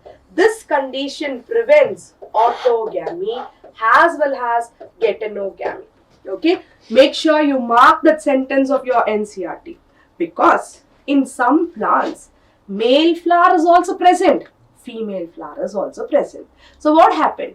Getonogamy can occur in that particular plant. So that's the point there. So make sure you remember all the content. Now let's see what is pollen pistil interaction. Now in this image, what do you get to see here is stigma. On the surface of the stigma, you tend to see pollen grains. And I hope that you already studied pollen grain structure. The outermost protective structure is called as sporopollenin. Wherever sporopollenin is absent, you studied it as germ pore. The inner layer after exine is intine, which is pectocellulosic in nature. Please don't forget, they have proteins and enzyme. When the pollen grain falls on the surface of the stigma, there is what is called as interaction taking place, checking of compatibility by the stigma. If the proteins and the enzyme match, only then signals are given to the pollen grain to germinate. But please understand one point. Synchrony, that means maturity has to occur at the same time. If you ask me what is the maturity part of the female part, I will say there is production of a nectar, sticky substance, and you also came across a sentence in your textbook and also performed what is called as pollen tube development in your college lab by adding 10% sucrose solution. Only then you would have observed germination of the pollen tube. That's what you say, that female part has to mature first. I mean to say mature together. That sticky substance enables the pollen tube to germinate. So this is a dialogue which is going to happen constantly between a pollen grain and the stigmatic surface. Now let's see what is given here. The acceptance or rejection is a result of what? Continuous dialogue between a pollen grain and the pistil. Okay. The dialogue is mediated by chemical components of the pollen interacting with those of what? Pistil. So the male and female part are interacting together, and it brings about compatibility. Means what is happening? pollen tube is going to germinate. Observe this particular image. Now in that image, what do you observe? There is development of what is called pollen tube, and please observe it. The pollen tube tends to move down towards the region of the ovary. So this year you don't have mineral nutrition topic. If mineral nutrition topic was present, please understand this particular point. I am using the word pollen tube and I am saying it grows. Now when I mention the word it grows, I need to provide what? Nutrients for it. Who is providing the nutrients? The female part is going to provide the nutrients. Okay. Followed with respect to that, calcium, inositol, boron also plays the important role. Where it is present, stigma style. And these calcium ions are released from which part of this particular female means I will highlight synergids. So what happened? From the region of higher concentration, let us say there is more amount of calcium ions towards this region because you have synergids here. So it is more. It is moving towards the region of lower concentration. So the pollen tube decided I will move towards the region of higher concentration, and the pollen tube started to grow all the way down towards this particular synergids. And what is the speciality of synergids? They have a special kind of finger-like projection which is called as filiform apparatus. And that filiform apparatus is guiding this particular pollen tube to enter inside. But please don't forget, I am talking about the entry of the pollen tube towards micropylar end. So I hope you have understood this particular image. If yes, let us move on to the next part. In the next part, observe this particular image. What it says. You get to see male gametes. What are the male gametes here? Sperm, one, and one more sperm, two. Okay, you do have vegetative nucleus, and this finger-like projection is nothing but filiform apparatus. How many synergids is involved? Only one. What happened to the other synergid? It is inactive. Now, did you understand what all point I am highlighting? Please make a note of all this. Okay. Now the pollen tube is going to release the content into the cytoplasm of one of the synergids. Check it out. What is happening here? You have the male gametes which is being released into the cytoplasm of what? Synergids. Clear? If you are done, just check the points. The contents of the pollen grain move into the pollen tube. Pollen tube grows through the tissues of the stigma and style, reaches the ovary. Pollen tube, after reaching the ovary, enters the ovule through the micropyle and then enters, the word is one, both the synergids are not involved, only one, of the synergids through the what apparatus? Filiform apparatus. I hope you made a note of what all points I have highlighted here. If yes, let me move on to the next part. Next part, I am starting with artificial hybridization. So when the word artificial hybridization comes, I am talking about hermaphrodite or a bisexual flower where male and female parts are present. So the first part, what do I do is emasculation. Now what do you see in this image? With the forceps, the male part is being removed. So as you started to study what is called as artificial hybridization, you will be coming across two important words. One is called as emasculation and the other one is called as bagging technique. Okay.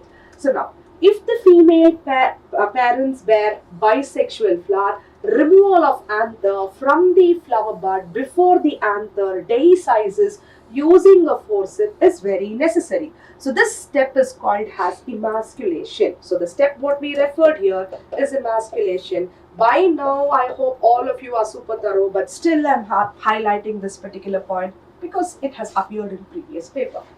Now check, I have emasculated, and what am I supposed to do with respect to the flower?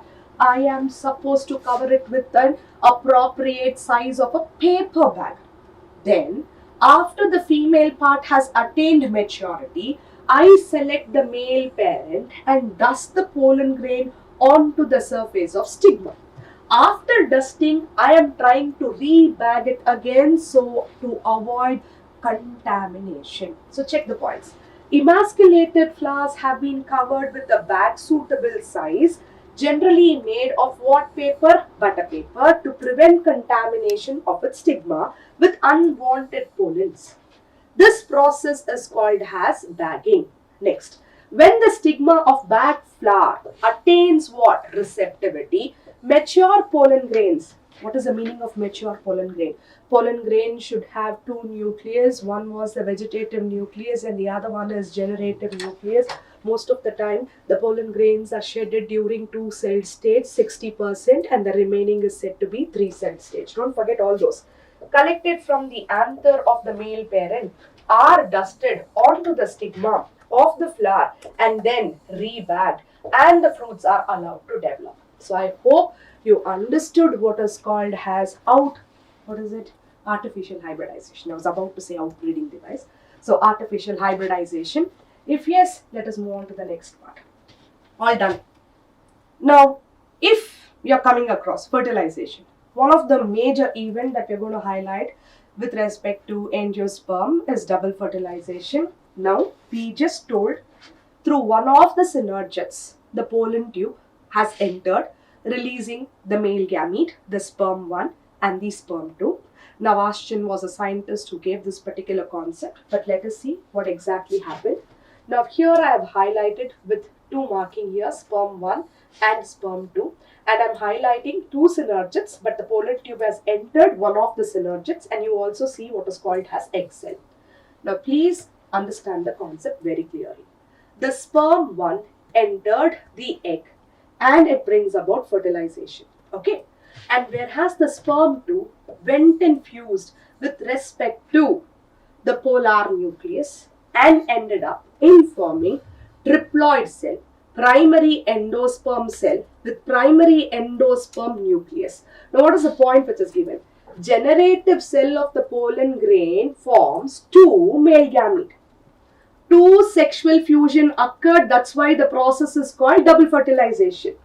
The first fusion, one of the male gamete, which is said to be N, fuses with the egg, which is also N, which gave rise to a diploid zygote.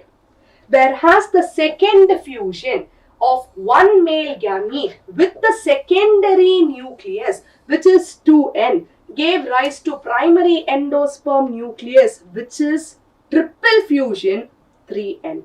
So both put together, we call the process as what? Double fertilization. One of the important events, so make sure you go through this particular picture very clearly. Better to take a screenshot if necessary. Next, followed with this, we enter to the topic which is called as post-fertilization events. Simple sentence, but we frame question from the simple sentences, and these simple sentences usually feel simple, but we end up marking it wrong. Okay, don't make that mistake. Now, following double fertilization, events of endosperm and embryo development, maturation of ovules into seed, ovary into fruit are collectively termed as what? Post-fertilization event. I need to include all the three. Then only I can say it is called as what? Post-fertilization events. Now, in which we are going to start with endosperm. We are not going to speak about embryo development. Why? Food should be ready for the embryo, right? So, who develops first? Embryo has to develop first. Now, please remember the points as we go across. Primary endosperm cell, that is 3N. Okay, cell divides repeatedly and forms what? Triploid endosperm tissue. The endosperm cells are filled with what? Reserve food material. They are used by whom? Developing embryo. I am highlighting this point. That's the reason why endosperm has to develop first, not the zygote into embryo. Next, the most common type of endosperm, the primary endosperm, undergoes successive nuclear division. Mark this important. Why? Giving rise to free nuclei stages called free nuclear endosperm. The number of free nuclei varies. So you will get to see what? More number of nucleus. Okay. So here Cytoplasm division does not occur, cell wall formation occurs much later, and one of the example that we came across in our textbook is coconut. Okay, next. The formation of cell wall causes the endosperm to become cellular in the later stages. In coconut, surrounding the white kernel is a cellular endosperm, while the coconut water is what? Free nuclear endosperm made up of more than 1000 nuclei. Clear? Once again, we shall re-revise this content. Now you see what is called as primary endosperm nucleus. It started to divide. Thousands of nucleus will be formed, which will be pushed towards the periphery. Then there will be a vacuole created, which is filled with what is called as water, which is known as liquid endosperm. Finally, cell wall starts to be formed. Okay. Now in Kannada we say, no, we go to have tender coconut and we call that fellow and tell ganji kai kodi. Then what is the meaning of that ganji kai? When you try to consume that particular endosperm, you need not chew it at all. It is so jelly-like. Okay. But if you just don't ask him, he will give a tender coconut, which will have a little bit of thick, but it is not that hard, it is softer. But if your mom asks you to break the coconut to prepare chutney, I think it is more fibrous. So cell wall formation continues. That's the point that you have to remember. So PEN undergoes successive nuclear division, giving rise to what? Free nuclei. This stage of endosperm development is called as free nuclear endosperm. Subsequently, cell wall formation occurs and the endosperm becomes what? Cellular. Then what are we supposed to remember? Coconut water from tender coconut is nothing but free nuclear. I am marking this important. And the surrounding white kernel is said to be cellular endosperm. These points have already appeared in your exam, so make sure you remember the content very clearly. If yes, now let us look into the next part. Now we finished the development of endosperm. That means who is ready to develop now? Embryo is ready to develop. If embryo is ready to develop, check up the points. Embryo develops. At which region will be your question? So I am highlighting micropyle end of the embryo sac where the zygote is situated. Okay. Next, most of the zygote divide only after the formation of certain amount of endosperm. This is an adaptation to provide nutrition of the developing embryo. I have kept telling you this particular points. The zygote gives rise to pro-embryo and subsequently to form a globular heart-shaped and a mature embryo. Please look into the diagram. If that heart-shaped embryo develops or matures, it will give rise to two cotyledon. Then you call that has a dicotyledon. Okay. Though the seed differ generally, embryo journey development, that is early development, is similar with respect to monocot as well as dicot. So I hope that you understood all the given statement mentioned here. Now with this, when we study dicotyledon embryo, no shortcut, practice the diagram. You need not draw the diagram. I want you to remember only the labeling part of it. If yes, you know that it consists of an embryonal axis. It contains two cotyledon. So thereby we call this particular plant as dicot. Next, the portion of the embryonal axis above the cotyledon is called as epicotyle. What did this particular epicotyle give rise to? Plumule, which gives rise to what is called as shoot tip. Now, if you go below the level of the cotyledon, you use a word which is called as hypocotyle, where you come across radicle, which will give rise to root tip. And if that root tip has to be protected, you require what is called as a root cap. So I hope you know all these particular points. I hope we did a quick revision. Now with this, when I come to monocotyledon, I am talking about single cotyledon, and we will use a word which is known as scutellum. If you check, you have a word which is called as epiblast, which is a reduced cotyledon which does not even develop. And if you would have studied the labeling of the diagram, you would have come across one cotyledon of what grass family, scutellum. The cotyledon gets the name scutellum. This question has come many times. I'm highlighting that particular sentence for you. At its lower end of the embryonal axis has a radicle and the root cap. Please remember, I will be using certain terms like undifferentiated sheath, such as coleorhiza, or if it is said to be above the embryonal axis of the scutellum, you will come across epicotyle, and the epicotyle has shoot apex, few leaf primordia, enclosed with a halofoilar structure which is called coleoptile. These two words never appeared with respect to that of dicot. If this word comes, remember monocots. Okay?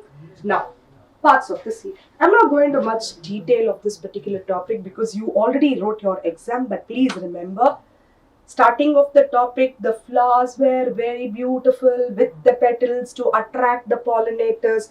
Once the process of pollination and fertilization got completed, petals were not required, sepals were not required, anther is not required. It all sheds off. Okay.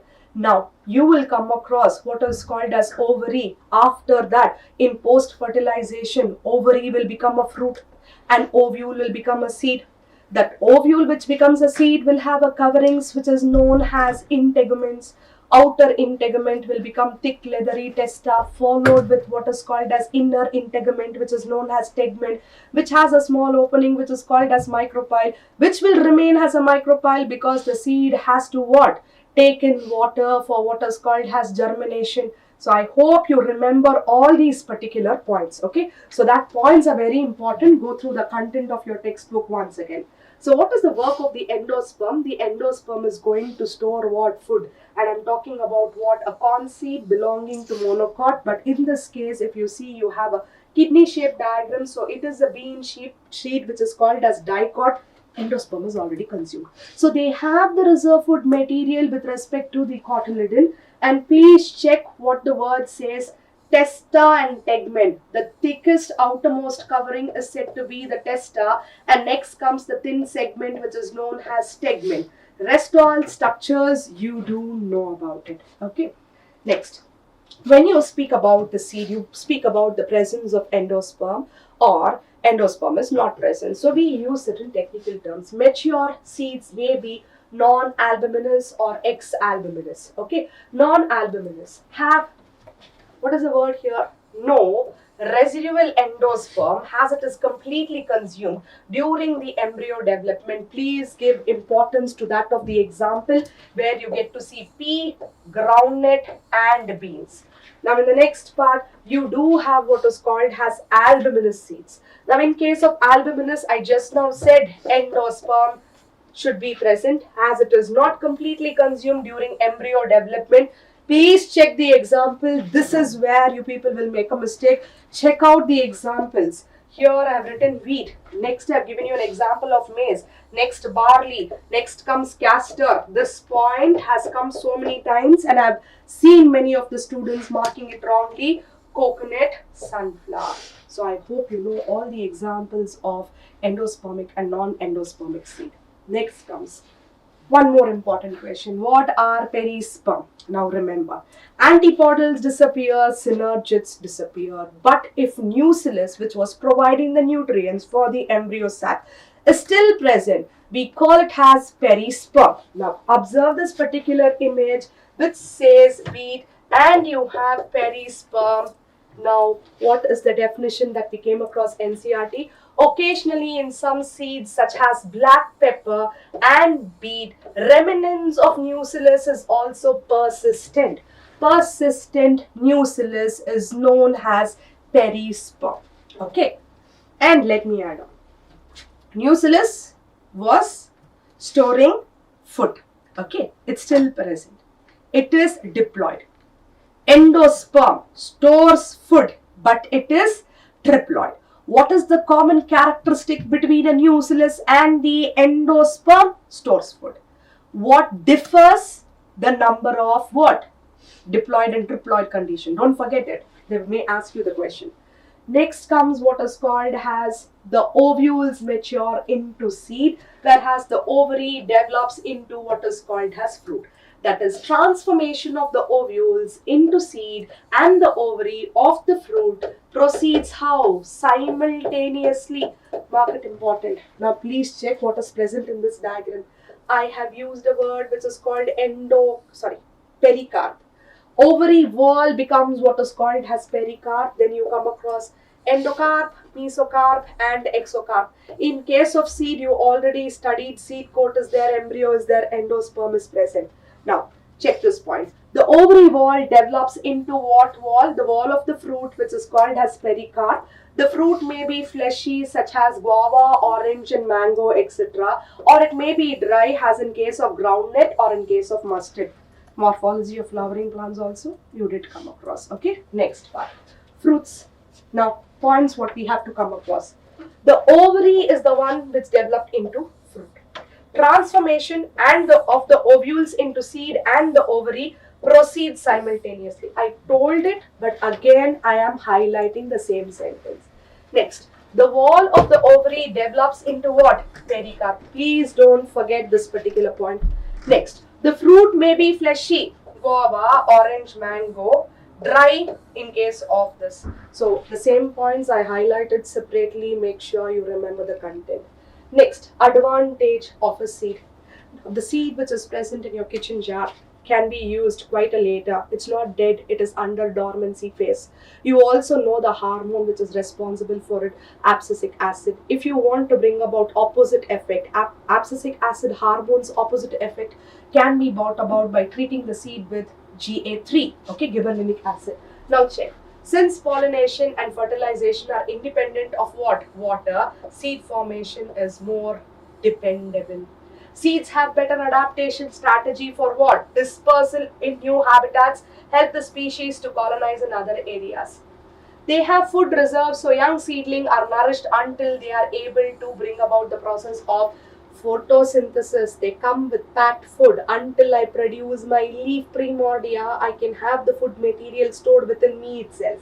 Next, they also have protective seed coat to protect the embryos. So strong they are. Sometimes when you were a small kid, you would have ran to your grandmom and told, while eating a fruit, I consumed the seed. Now don't forget, that was the mechanism the plant got evolved, because when the animals eat the fruit, the seed enters your stomach produces hydrochloric acid, which brings about degradation of the thick protective covering, and obviously along with the fecal matter, when the seed is passed out from the body, now the coat is being damaged, now the germination can occur. See how beautifully they are protecting themselves, and they know when to overcome and adapt to the environment and grow into a new plant.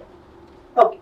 Bringing products of sexual reproduction, they generate new genetic combination leading to what? Variation.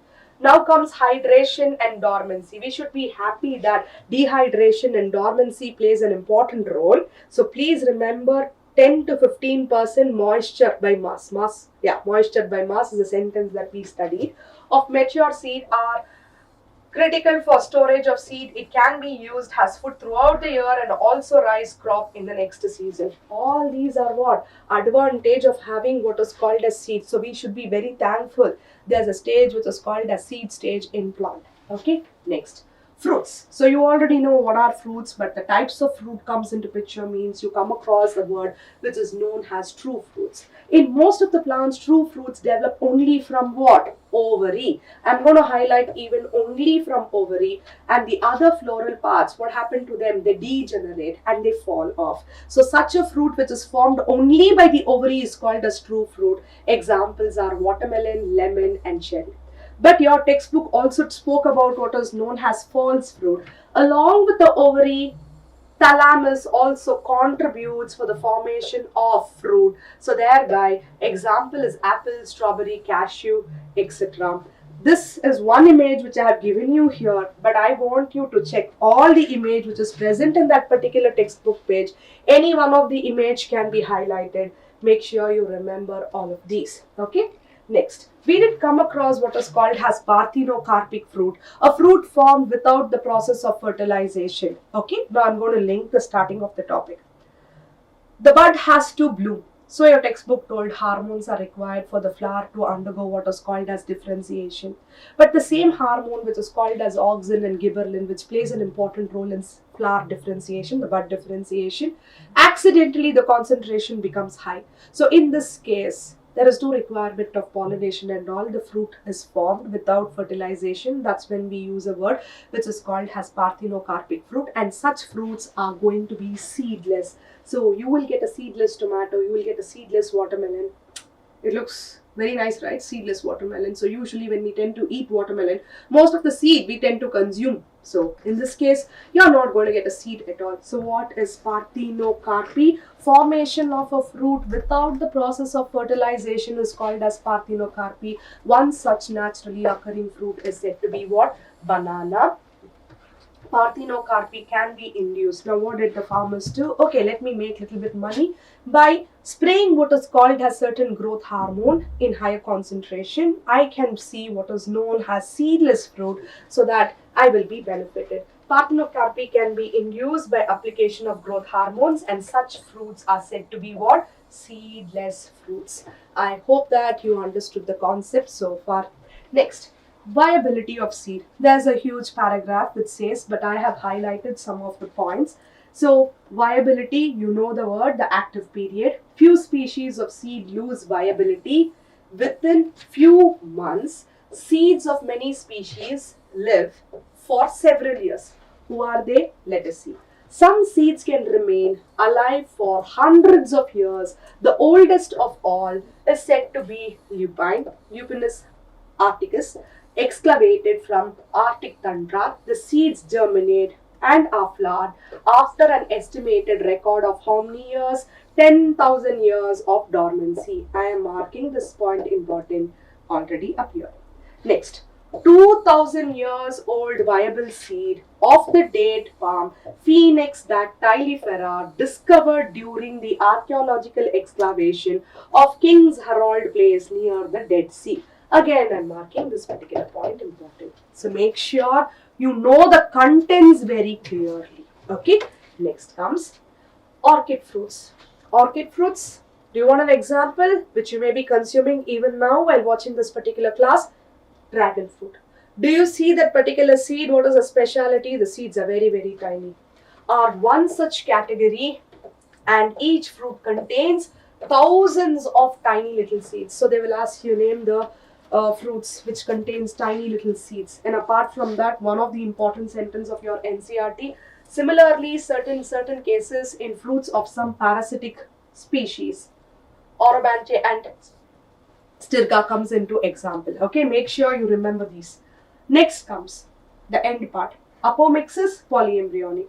Apomixis is said to be production of seeds without the process of fertilization. Some species of Asteraceae and grasses. Throughout the topic, grasses.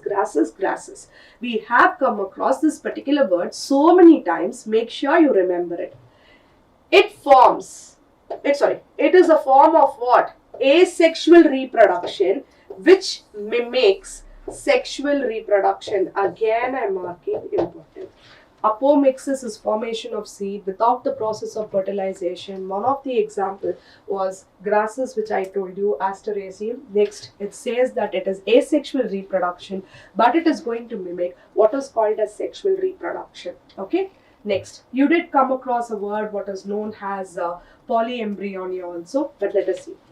Some species, the diploid egg cell, are formed without the reductional division and develops into the embryo without the process of fertilization. Now, in many species, what is the example? Citrus and mango varieties, some of the nucellar cells. So, cells of the nucellus, the cells of the integument, which is said to be diploid, gave rise to an embryo. I shall call it as adventive embryo. So please remember what is adventive embryo. The cells apart from the cells of the embryo sac, which are diploid, giving rise to an embryo. Surrounding the embryo sac, divide, protrude into the embryo sac and develop into embryos. Such species, each ovule contains many embryos. Then if many embryos are present, then I shall use a word which is called polyembryony. Occurrence of more than one embryo in a seed is known as polyembryony. I hope you have understood the concept till here. Followed with this, the end of the topic, importance. Now, why we have to follow this apomixis process? If this question comes, I want you to remember three important points. If the seeds collected from hybrids are sown and the plants in the progeny will segregate and lose hybrid characters, use apomatic seed.